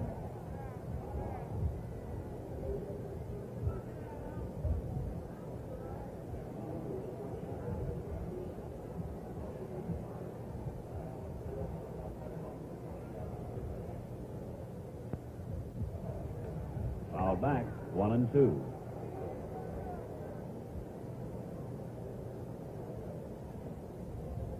Valdespino singled for the first hit off Drysdale back in the first inning. Versailles singled in the third for his first hit, and then Killebrew homered in the fourth, and Killebrew represents the Twins' last base runner. There's the Dodger defense against Oliva.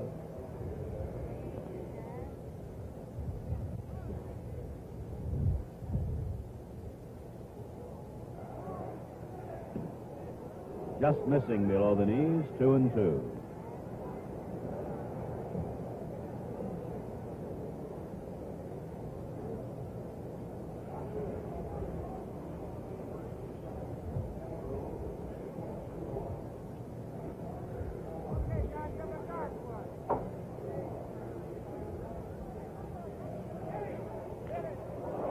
This one is hit deep to right. It is a home run, and it's 3-2.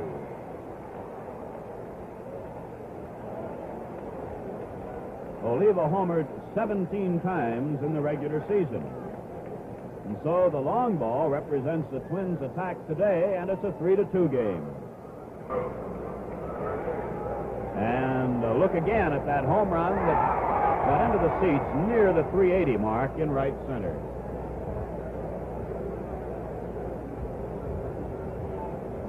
Killebrew walked in the second, then homered to left in the fourth. A change curve in for a strike.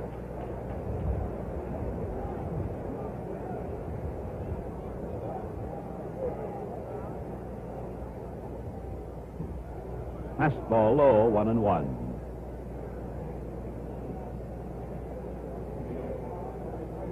Manager Walter Alston, just in case, is getting his ace lefty, Ron Peronowski, ready in the bullpen. Earlier, the Twins had activity by young right-hander Dave Boswell. Fouled back. Ball 1, strike 2. Ron Peronowski in the Dodger bullpen beyond the left field fence.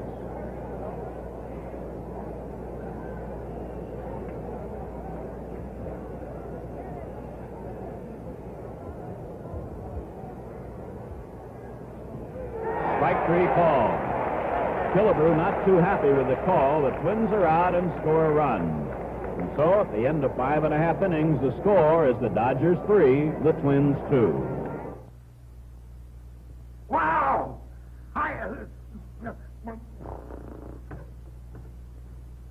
Who's been using my right guard? Uh-oh. I confess. Me too, Daddy. Relax, Harry. There's an extra one downstairs, and I've got right guard on my shopping list. Right Guard Power Spray Deodorant is just right for the whole family because nothing touches you but the spray itself. 2 seconds gives you 24-hour protection. Ready to use, so quick, so easy. Right Guard's cool, refreshing mist gives complete coverage, dries on contact, keeps you shower fresh for 24 hours. Pleasant for delicate skin. Such a nice, clean fragrance. Right Guard always starts fresh as a shower spray, gives complete coverage. Gillette Right Guard is ideal for the whole family. Remember, nothing touches you but the spray itself. Buy Right Guard in this new decorator container. Saturday, NBC will telecast one of the top college football games of the year when Texas meets Arkansas at 4 Eastern Time, 3 Central Time, live and in color exclusively on NBC. And remember that before each college football game is the Bud Wilkinson NCAA preview show. Ball 1 to the Dodger leadoff batter in the 6th inning, Jim Gilliam. Fly to left, fouled out the 3rd. 3-2, the Dodgers lead. Fouled away.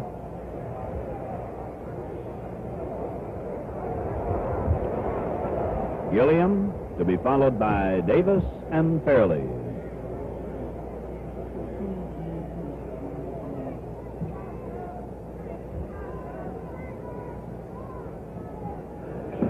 Strike. Fastball on the inside corner. 1-2.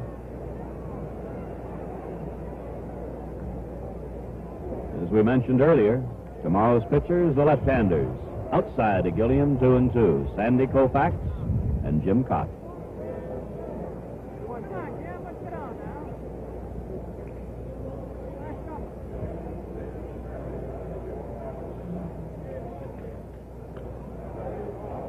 Fastball fouled back. The Twins have switched in the bullpen to Bill Fleiss and Alan Worthington.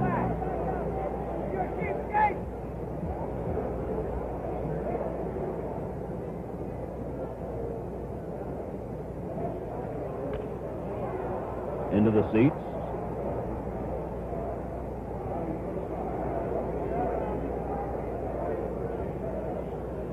Grant, well, there's the Twins bullpen, the right-hander Worthington, the left-hander Fleiss. Grant went the distance in the opener of the series in defeating the Dodgers 8-2.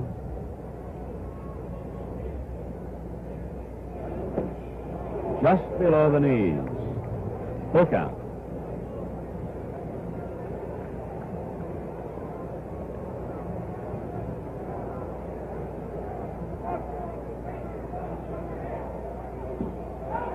Ball 4. That's the first walk by Grant today, and only his second in 2 games in the series. This brings Willie Davis to the plate, an infield single and a ground out.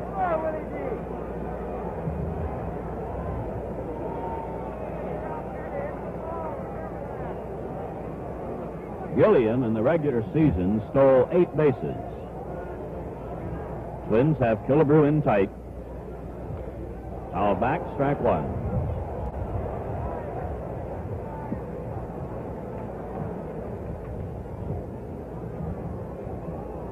Dodgers center fielder. 3 hits, 14 at-bats in the series.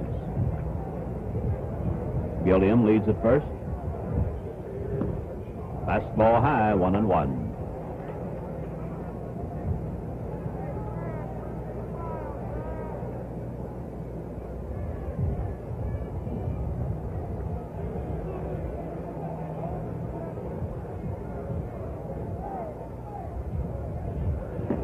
Outside, ball 2, strike 1.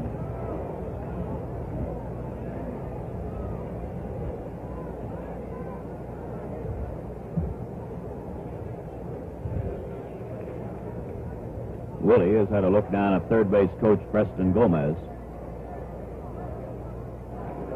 Base hit to right. Will leave a strong arm, but not in time. Runners second and third.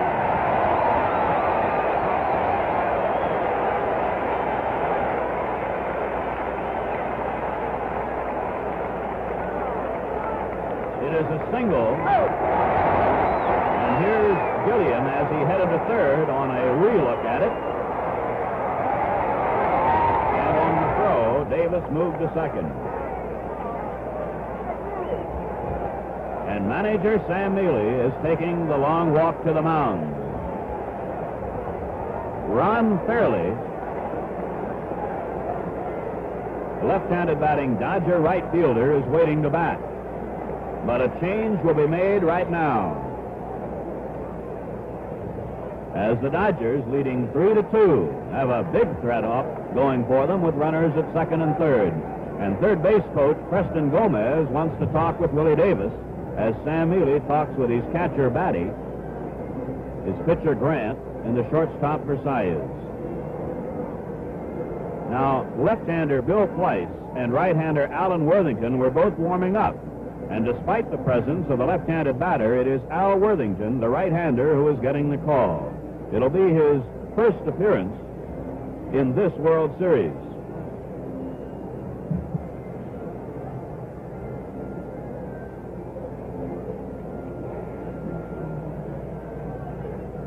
Worthington, a vital member of the Twins pitching staff, in the regular season, won 10 and lost 7 pitching in relief, and credited with 14 saves.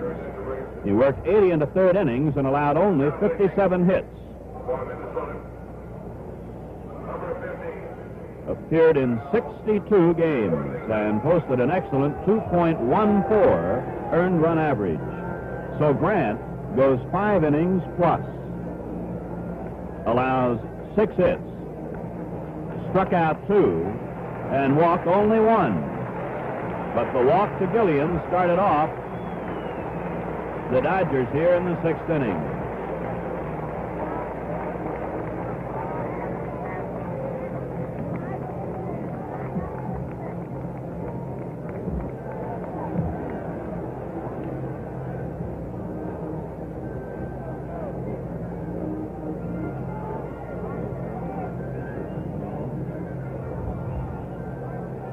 Worthington throws a natural slider. He doesn't have a fastball in the true sense of the word. His fastball is a slider. He has an excellent curve. Al, a veteran, has been around. First came up to the big leagues in 1953 with the then New York Giants. And in the big leagues has been with San Francisco. He's been with the Red Sox. He's been with the White Sox, Cincinnati, and came to the Twins in the middle of the 1964 season.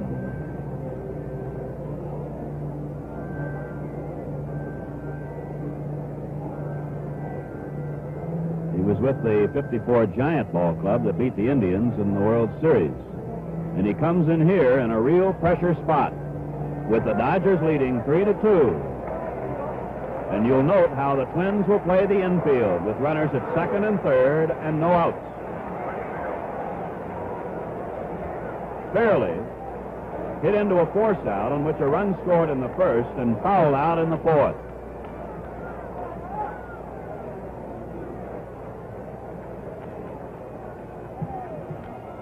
Foul on the left side, strike one. Worthington had some arm trouble near the end of the season, but I talked with Allen just before today's game, and he told me his arm felt fine and he was ready when called upon. At third base, Gilliam. At second base, Davis. No outs.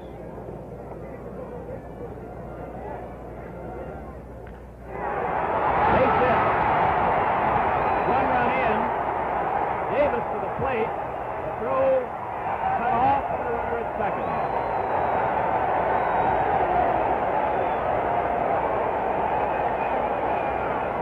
And it is 5-2.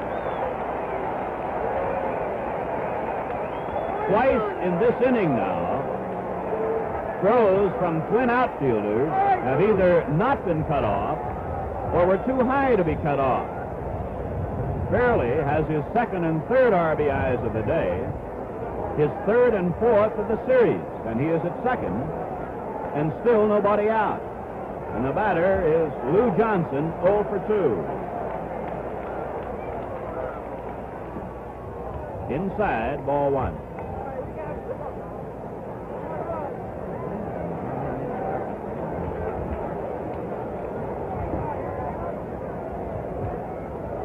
Fairley credited with a single and moved to second on the throw from the outfield. Inside, ball two.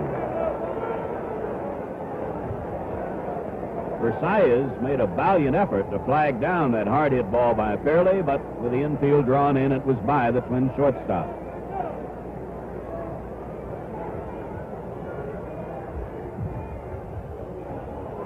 Step off by Worthington.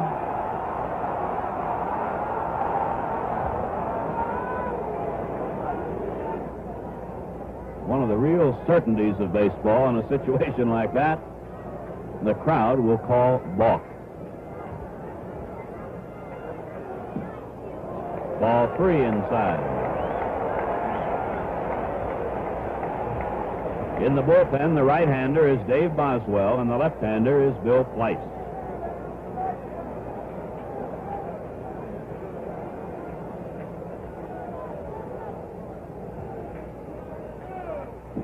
Strike, and it's 3-1. On second base, Fairley. 5-2 the Dodgers. Last of the sixth. No outs.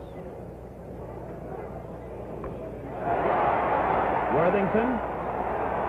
Late at first, safe. Runner coming to the plate. Johnson in a rundown. Tagged out by Quillisi. But again, the Twins have a defensive lapse as Quillisi was very late in taking Worthington's throw. And when the ball was dropped by Quillisi, you watch this on the instant replay now. The bunt is to Worthington. The runner goes to third. Worthington has to hesitate. The ball drops. Here comes the runner to the plate. Fairley scores. It is 6-2. One out.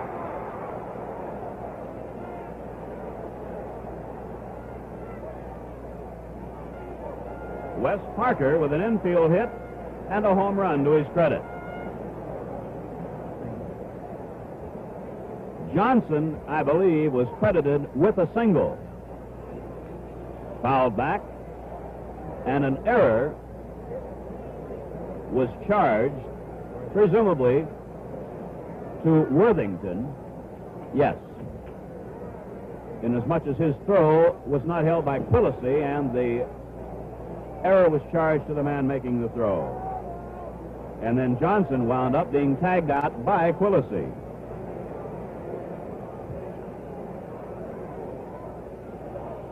High. Ball three. I beg your pardon.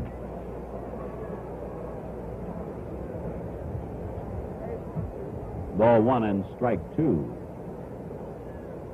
6-2 the Dodgers.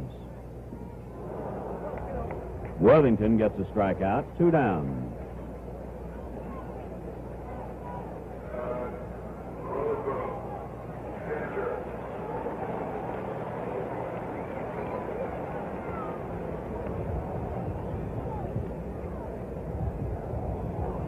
The Dodger catcher, John Roseboro, hit listen to at bats today. A base runner one time on an error. Ball one low.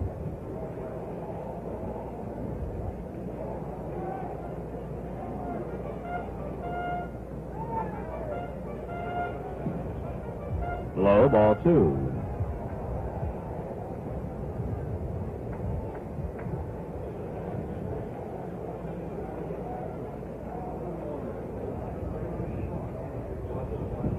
Strike, 2-1.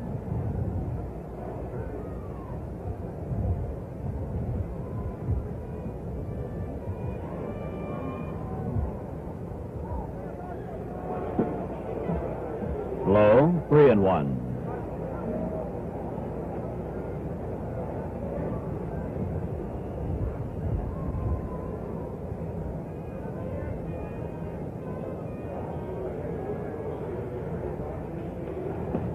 Ball four.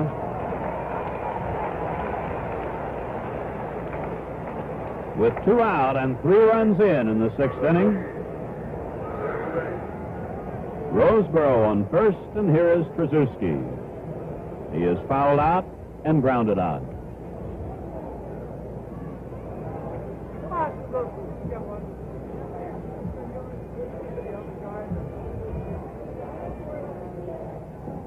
Outside, ball one. Worthington likes to sidearm the right-handed batters. And he throws a lot of strikes to right-handed batters on the inside corner.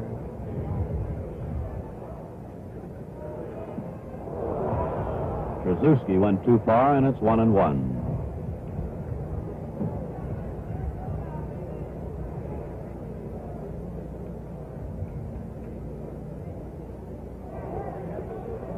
Roseboro leading at first.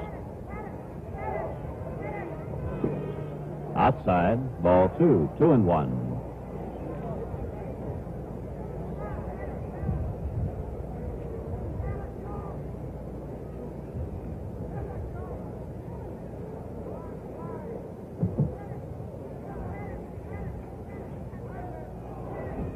Low, 3-1.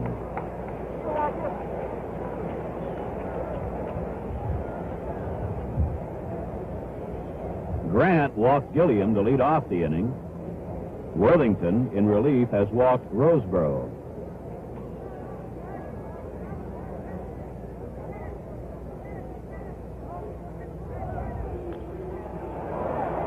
Shallow center, Jimmy Hall.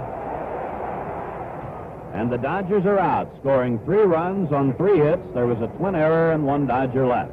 And so, at the end of the 6th inning, the score is the Dodgers 6 and the Twins 2. We pause now for station identification. This is the CBC Television Network.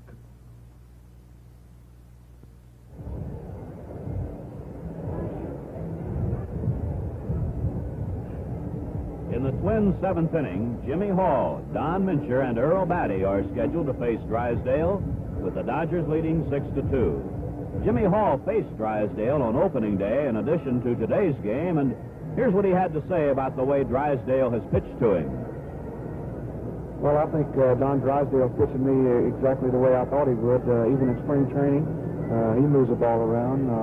He has a good breaking ball. Looked like he was trying to get the ball away from me, and every once in a while come in and try to jam me. Hall today called out on strikes and grounded out short to first. In the series overall, 1 hit, 5 at-bats. Just 14 fewer people here today than yesterday, when the all-time record for Dodger Stadium was set. Today's announced paid attendance, 55,920. The Twins, oddly enough, have hit 1 more home run in today's game than they hit all season in 9 appearances against the Angels. The Twins' runs today, home runs by Killebrew in the 4th and Oliva in the 6th. Plate umpire Ed Sudol looking over to the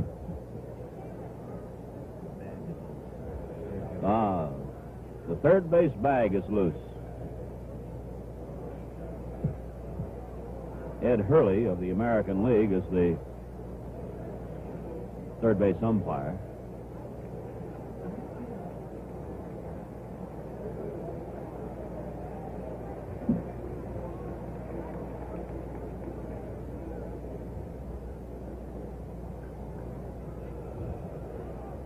It has been abused today by the Dodgers.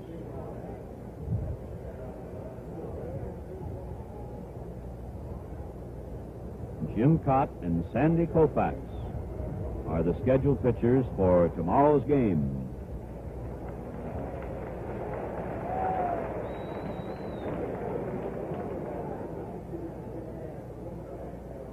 Six-inning totals, the Dodgers. 6 runs, 8 hits, no errors. And the Twins, 2 runs, 4 hits, and 2 errors today. Plus several mental lapses that do not show up in the statistics. Dodger infield up at first and third. Foul back, strike one.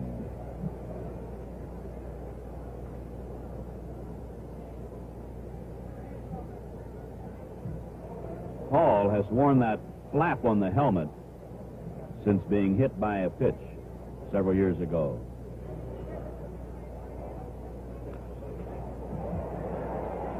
In on the fists, and the pitch is fouled back for strike two.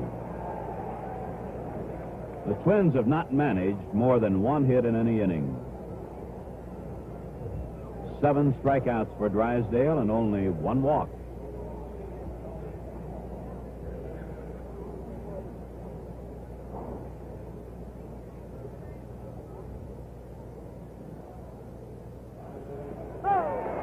Strikeout.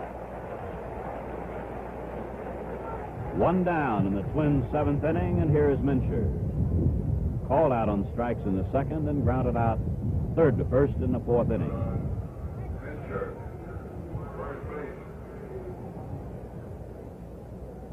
Mincher homered off Drysdale in the opening game of the series. 6-2 lead for the Dodgers here in the 7th. Low, ball 1.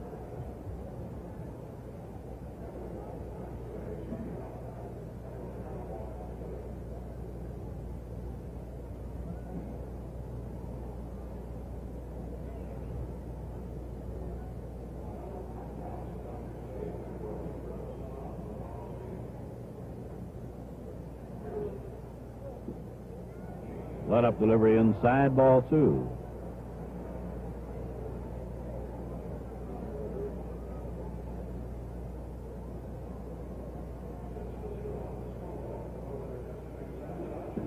Ball 3. Drysdale a bit upset.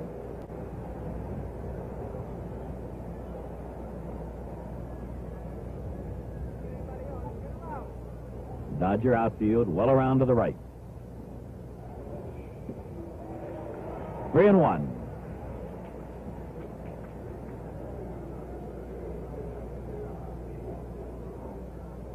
The outfield alignment.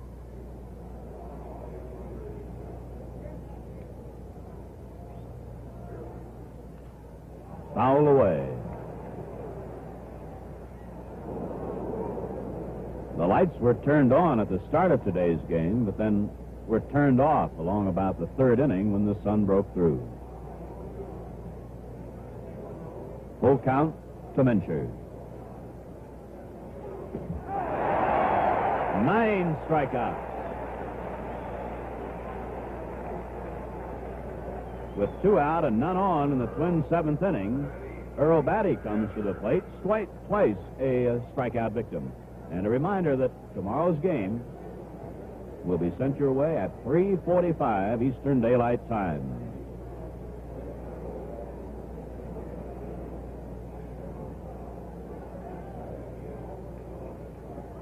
Ball 1.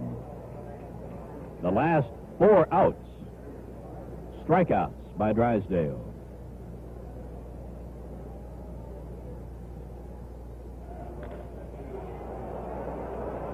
Right fielder Ron Fairley. 1-2-3 inning. And So at the middle of the seventh inning, the score is the Dodgers 6 and the Twins 2. Huge Strong has rallied to the charge cry. The traditional seventh inning stretch still being enjoyed by the folks here as Don Drysdale comes to the plate. Drysdale, twice a strikeout victim. Earl Batty hasn't come out yet, and Rich Rollins has been warming up Al Worthington. In 1963, when the Dodgers swept the Yankees, in Drysdale's brilliant 1-0 effort here in Dodger Stadium, he struck out 9 Yankees, and he has already matched that total against the Twins today. And Jerry Zimmerman is going to replace Earl Batty.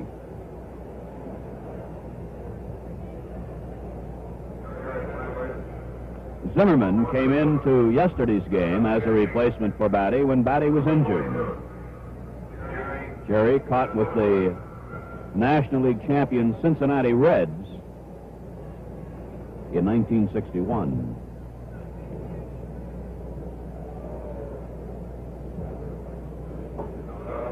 Drysdale, Wills, and Gilliam are the scheduled batters here in the Dodger 7th.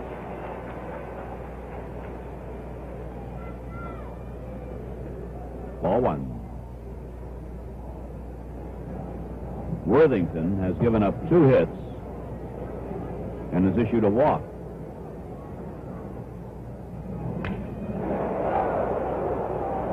Drysdale is left with a very small fragment of the bat.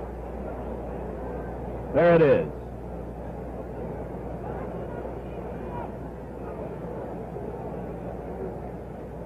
There's something just a little bit ludicrous about a man the size of Drysdale with a piece of bat that small.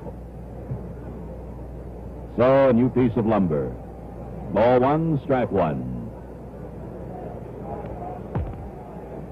8 Dodger hits off Jim Grant and Alan Worthington. The Twins have managed but 4.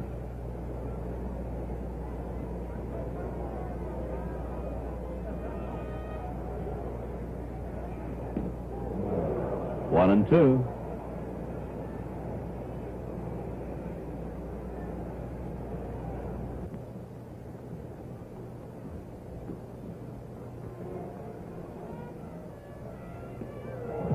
Strike 3. So Drysdale has been a strikeout victim 3 times. Second strikeout for Worthington, and with 1 out in the Dodger 7th, here's Maury Wills. 2 hits, 3 at-bats, scored a run. 6 hits in the series and 16 trips.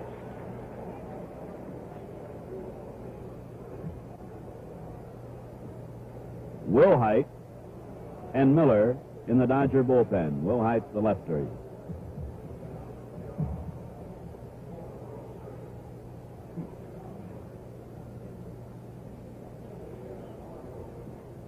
Twins have used this type of infield defense against Wills in the series. Strike.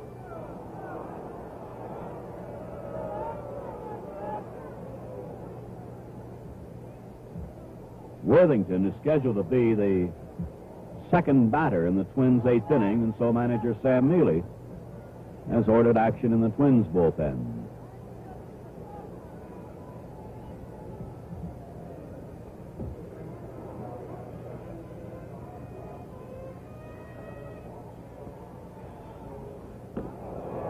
High and away, 1-1.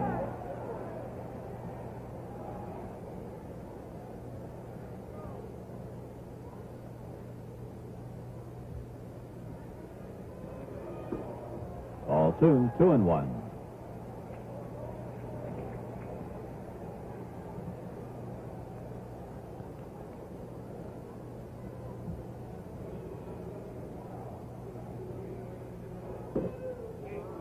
Two and 2.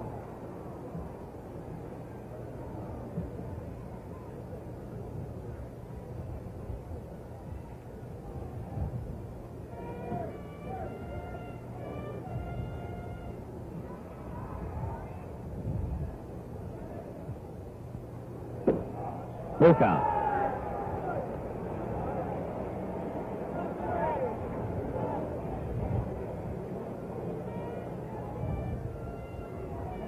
Hard to imagine a man stealing that many bases.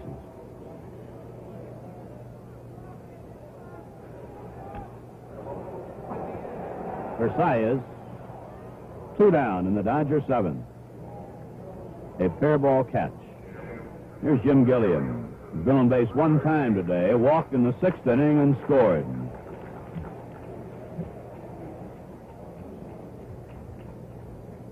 That walk to Gilliam by the Twins starter, Jim Grant, started the Dodgers on their way to a 3-run inning and changed a 3-2 ball game into a 6-2 contest.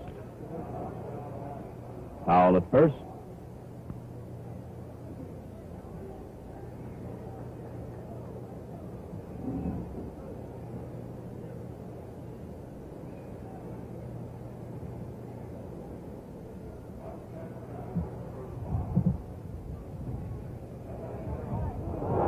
That pitch hit him. So Gilliam's on with 2 down in the 7th, and here's Willie Davis. 2 hits, 3 at-bats today, 4 hits in the series. So Gilliam nicked by a low inside delivery, and there'll be a runner for Gilliam, John Kennedy.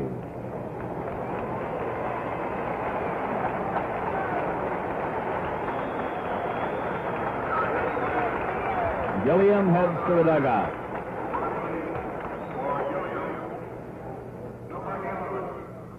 John Kennedy, many times in the regular season, a late inning replacement for Gilliam when the Dodgers have the lead, as they do today.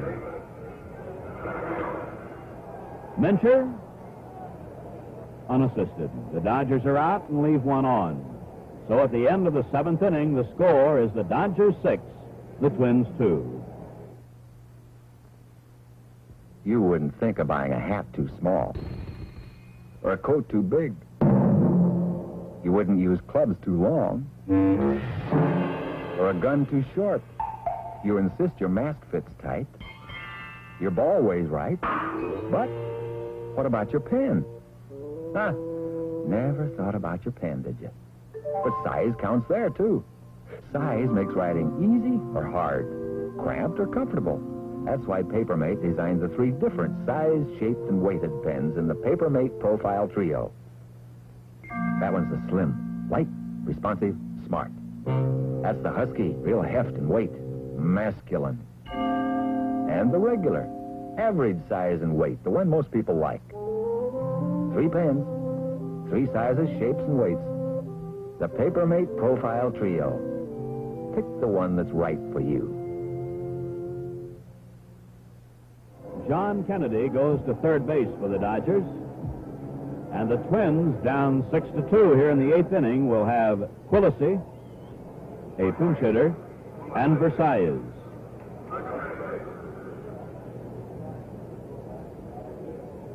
Quillisi today, hitless in 2 at-bats.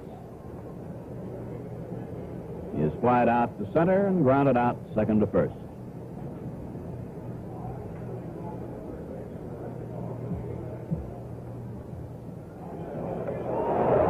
Behind him.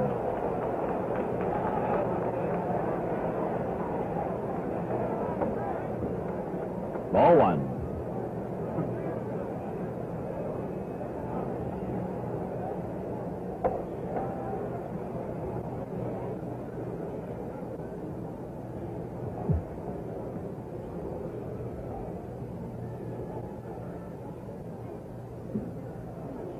Dodger infield up at first and third. Ball 2.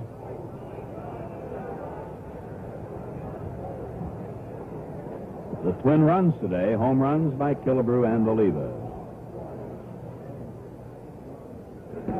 Strike 2-1.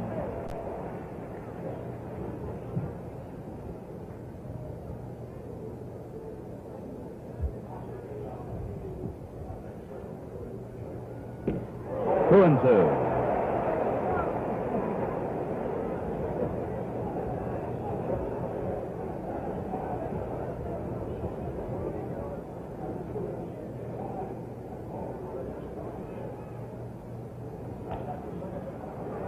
shallow center, and the shortstop Wills calling.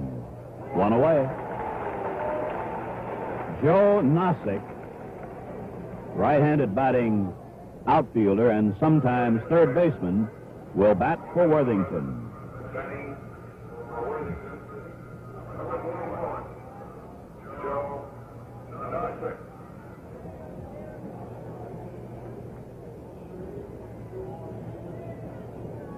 Nosick has been up 7 times in the series and has 2 hits.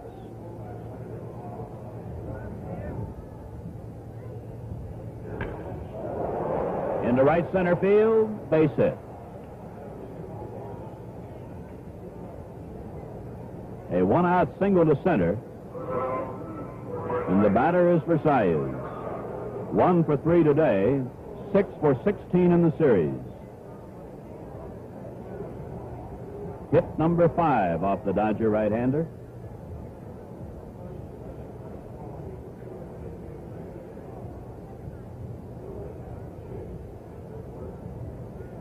Dodgers 6, Twins 2. This is the start of the 8th inning.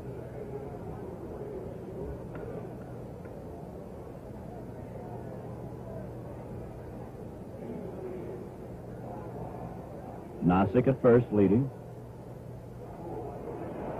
Safe, but close. He almost had him leaning the wrong way. Earlier in the game, the Twins complained about Drysdale's move to first.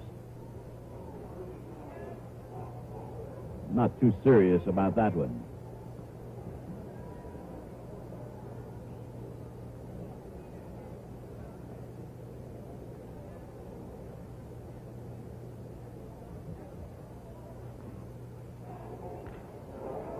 A great play by Kennedy. Out.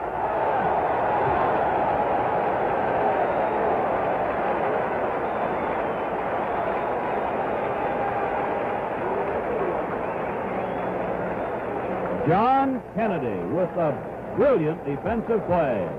And take a look at this again. What reflexes. Not a chance for the double up. And with 2 down, the batter is Valdespino, a single in 3 trips.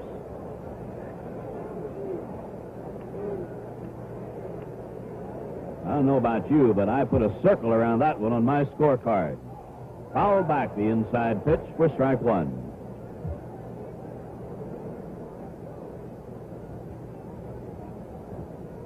Kennedy to the mound.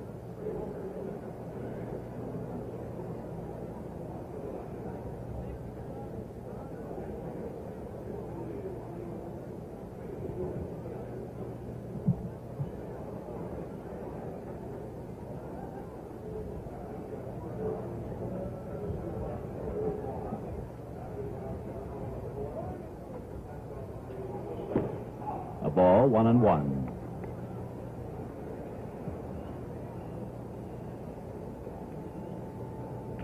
Conceivably, the Twins would have had runners at second and third with only 1 out, except for that brilliant play by Kennedy.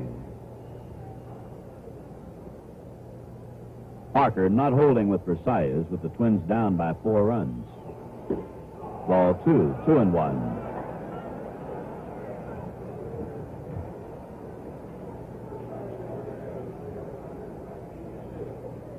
Drysdale's only walk today was back in the 2nd inning. A pass to Killebrew.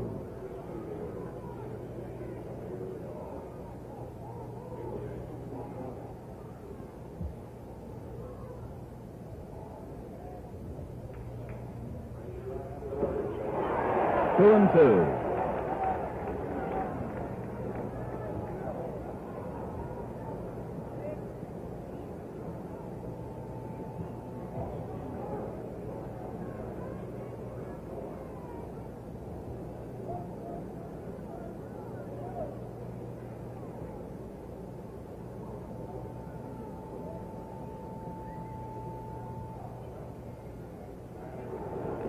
Foul.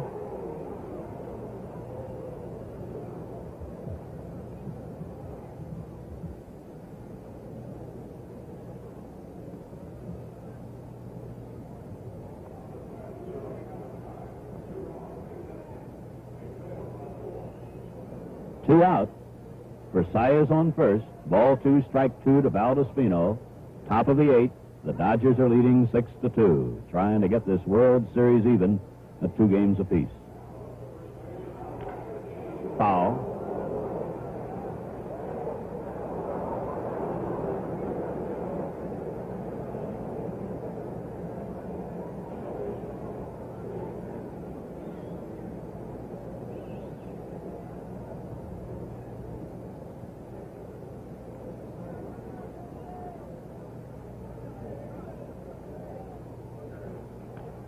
Another foul back.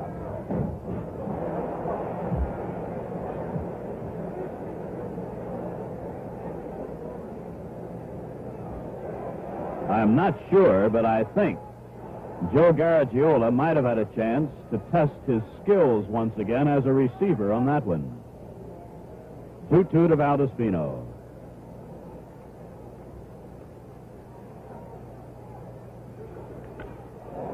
Into center field, Willie Davis. Twins are out. Leave one man on. And so, at the end of 7.5 innings, the score is the Dodgers 6 and the Twins 2. See this man? He's using a stainless steel blade. Has since they were introduced. He thinks they're great. Yet, he'll never buy another one. No, he'll never buy another ordinary stainless steel blade because the Gillette Super Stainless is here. The totally new Gillette Super Stainless blade, made of a new high-chrome stainless steel that takes and holds an incredibly sharp edge, with a smooth new coating more effective than anything else discovered. The result? Miracle edges and a cleaner, closer, more comfortable shave. So don't buy just another stainless steel blade. Make it Super Stainless. Gillette Super Stainless with the miracle edges. Your shave will last longer. So will the blade. A new pitcher for the Twins as the Dodgers come up in the 8th inning. Left-hander Bill Pleiss. P-L-E-I-S makes his first appearance in the series. During the regular season, Pleiss won 4, lost 4, was credited with 2 saves. In 51 1/3 innings, allowed 49 hits. His earned run average an even 3. So it is Jim Grant going 5 innings, Al Worthington 2, and now Pleiss. Scheduled for the Dodgers, Fairley, Johnson, and Parker. 6-2, Los Angeles leading. And for the 5th game of the series, just as today matched the opening game pitchers, Jim Grant and Don Drysdale, so tomorrow it will be Sandy Koufax and Jim Cott.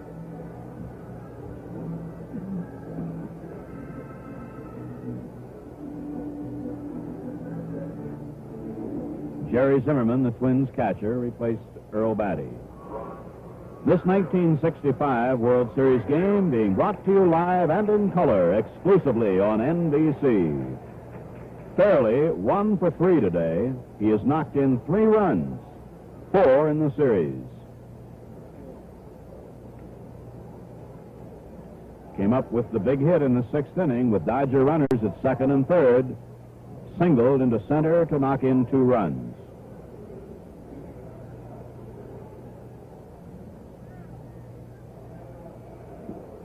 Ball 1, high and inside.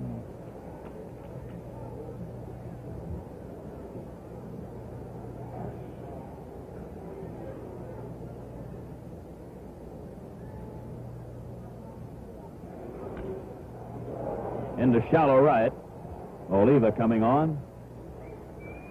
1 down in the Dodger 8th inning. Here's Lou Johnson. 1 for 3 today. 4 hits in the series.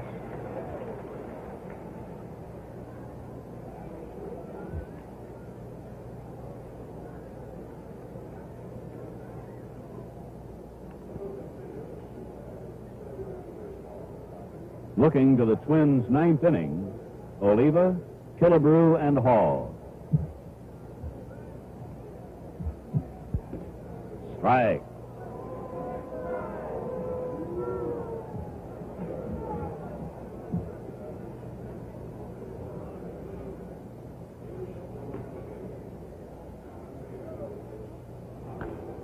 Foul back out of play, strike two.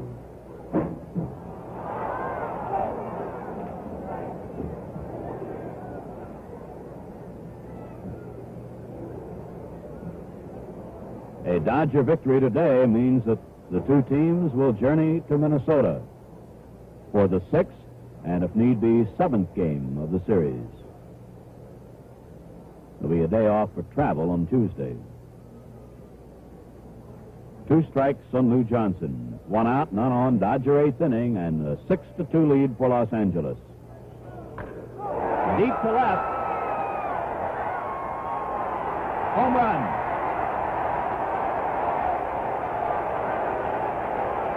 You see him applauding?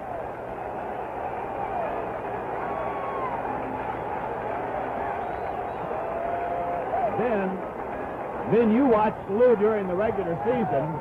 Is he as exuberant about everything? It's wonderful because he is anything but blasé. He applauds himself on a home run, and somebody said, "Why in the world do you do that?" And he said, "When I hit a home run, I'm my biggest fan."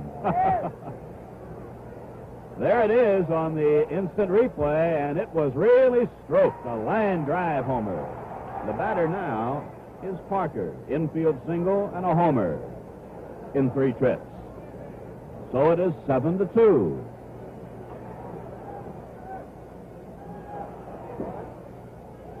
One and one.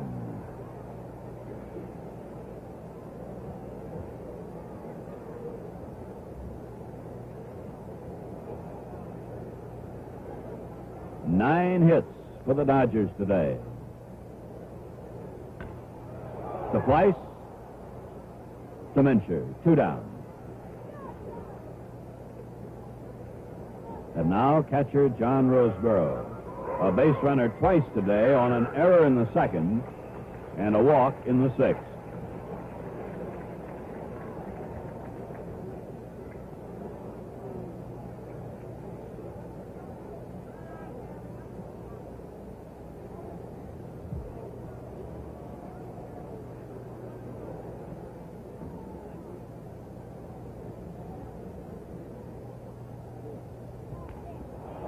A bunt by Roseboro. Safe.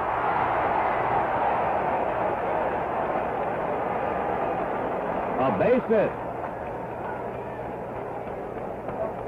For Roseboro, his 4th hit in the series. So the Dodger catcher is on for the 3rd time today.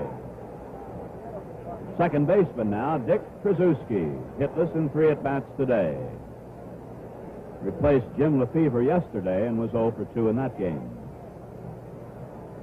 10 Dodger hits.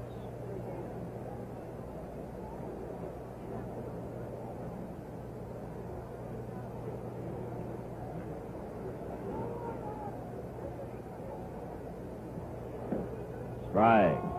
6 of the Dodger hits today have not left the infield. But with the Dodgers, there's nothing extraordinary about that.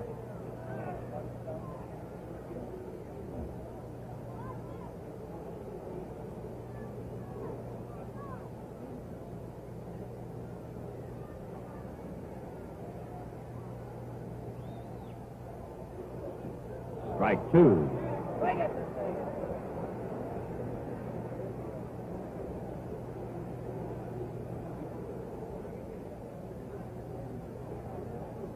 Roseboro at first. 2 out. 2 strike count on Krasuski.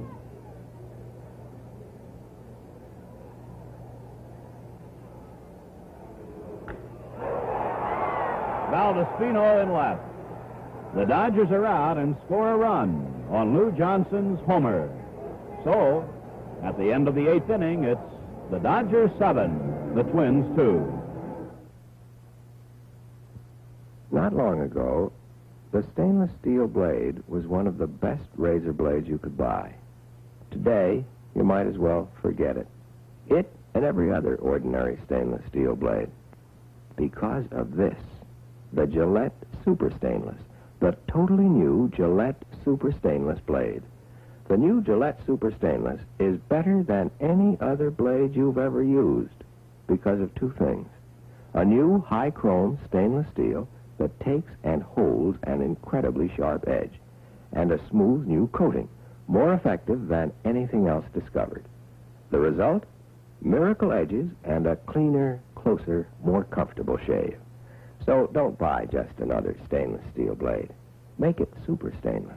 Gillette Super Stainless with the miracle edges. Your shave will last longer. So will the blade. The Dodgers just 3 outs away from evening the series at 2 games apiece. Would you say that he's pretty happy?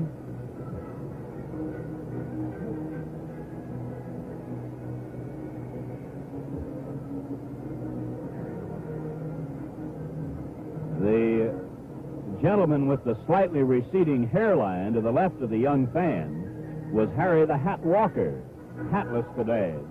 Harry, the manager of the Pittsburgh Pirates.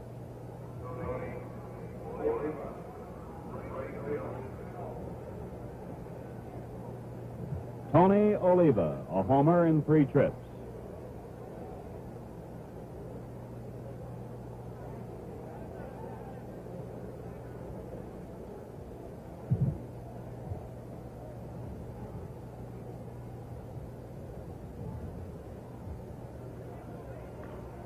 Foul to left.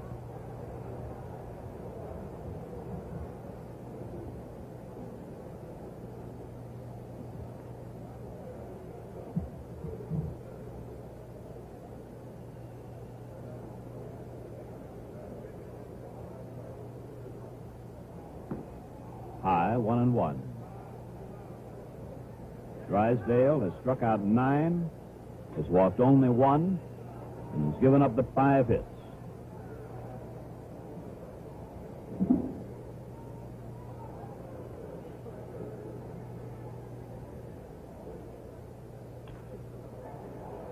Second baseman Trzaskowski to Parker. 1 away in the Twins' 9th inning.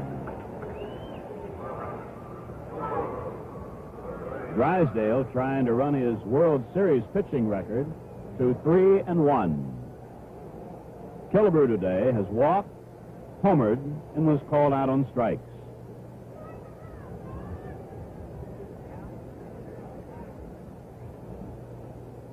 Ball 1 outside.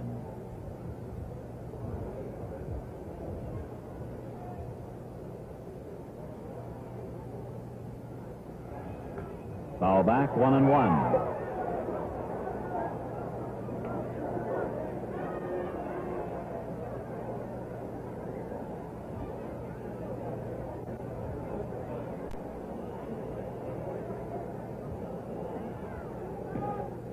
High and inside, ball 2, 2-1.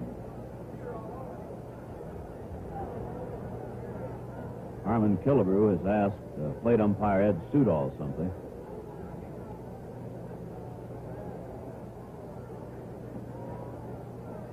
And apparently it has to do with the baseball.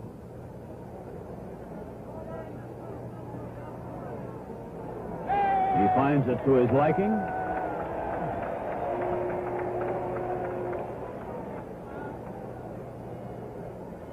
Ball 2 and strike 1.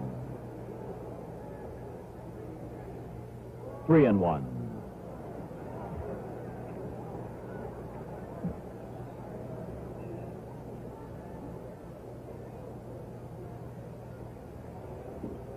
Ball 4. With 1 away in the 9th inning, Killebrew walks.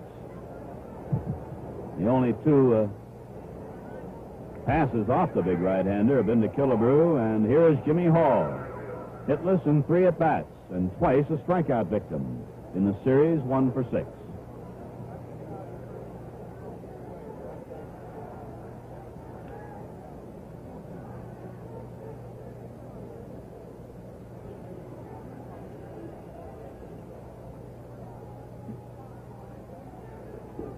Ball 1. Dodgers not paying any attention, of course, to Killebrew with the score 7-2.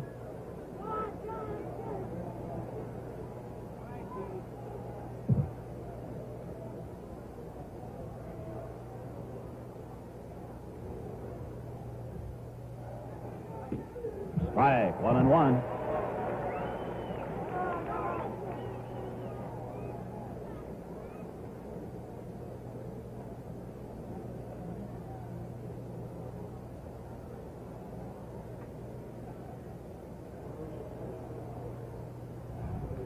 Foul back, 1-2. Drysdale taking something off that pitch. Hall grounded out in the fourth inning on an off-speed delivery.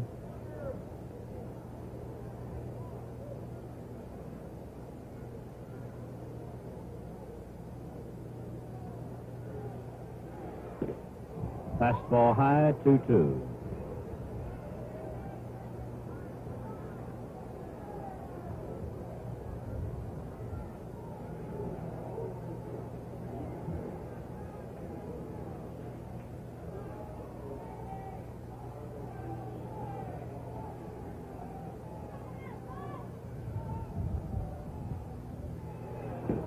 Strike 3.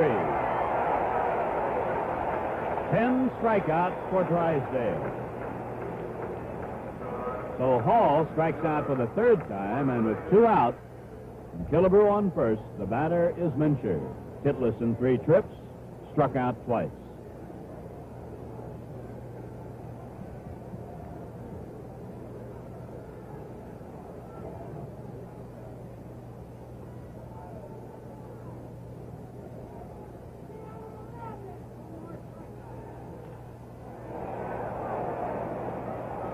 Near the stands, he could not quite hold it. First baseman Wes Parker. Strike 1 to Mincher.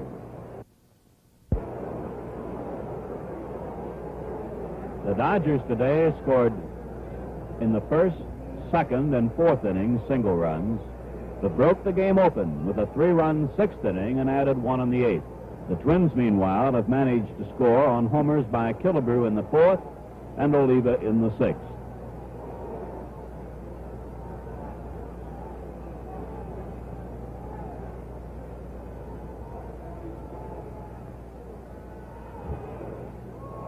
In the dirt, 1-1.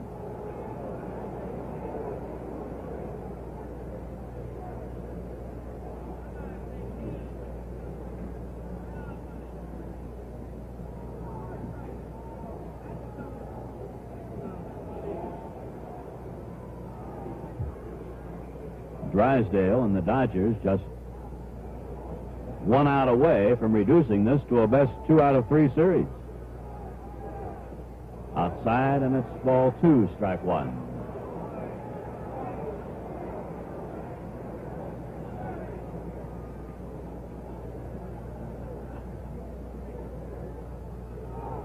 Foul back, 2-2. You can just sense that this crowd is ready to explode. 55,920.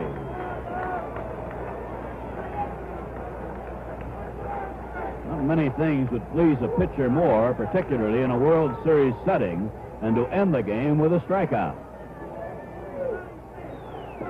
3-2. And so with 2 down, Killebrew, the runner on first, will be going.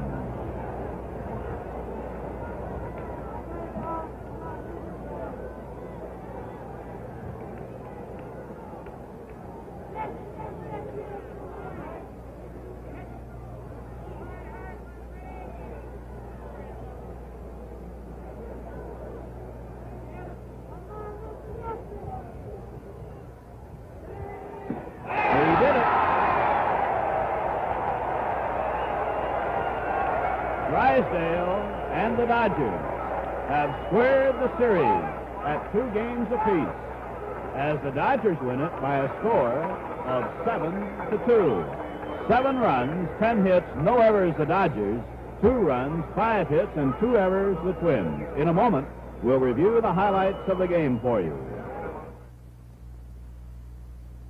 Here's a test to show you what Tame Cream Rinse can do. This girl rinsed half her hair with Tame. Tame is taken into the hair to condition it. This side without Tame tangles. Rinsed with Tame, tangle-free. Without Tame, dry, fly away. With Tame, manageable and shining. Yes, it's a shame to shampoo without Tame. Tame Cream Rinse. For extra dry or color-treated hair, use extra conditioning Tame. And now, another message from our sponsor. Dippity-doo. New. Dippity-doo. For setting your hair. Dippity-doo. Rollers. Dippity-doo. Easy, neat. Dippity-doo. No slips, no drips. Dippity-doo. Dippity-doo. Dippity-doo. Real body holds your set between shampoos. Dippity-doo. New. For you. With Pat Hernan and Jack Stroud following on most NBC stations. To summarize the second game of the 1965 World Series, here again is Vin Scully. Well, to sum it up quickly, the Dodgers had 6 hits that never left the infield and 2 hits that left the outfield. Home runs by Parker and Johnson. They also capitalized on 2 Minnesota errors and 1 big play with runners at second and third in a tight ball game. Sam Mealy brought in right-hander Alan Worthington, and he pitched to the left-hand hitting Ron Fairley, who singled and broke the game open. This game authorized under television rights granted by the Commissioner of Baseball solely for the entertainment of our audience, and any publication, reproduction, or other use of the pictures, descriptions, and accounts of this game without the express written consent of the Commissioner is prohibited. Any commercial or other use of the program, such as by charging admission for its showing, is similarly prohibited unless authorized in writing by the Commissioner. So Drysdale won it, Grant lost it, they're even, and tomorrow it'll be Koufax and Todd. Tune in tomorrow at 3:45 Eastern Daylight Time for the 5th game of this 1965 World Series, when your hosts, as today, again will be Gillette, the people who know men best, and Chrysler Corporation, famous for quality engineering. Today's host, Dodge.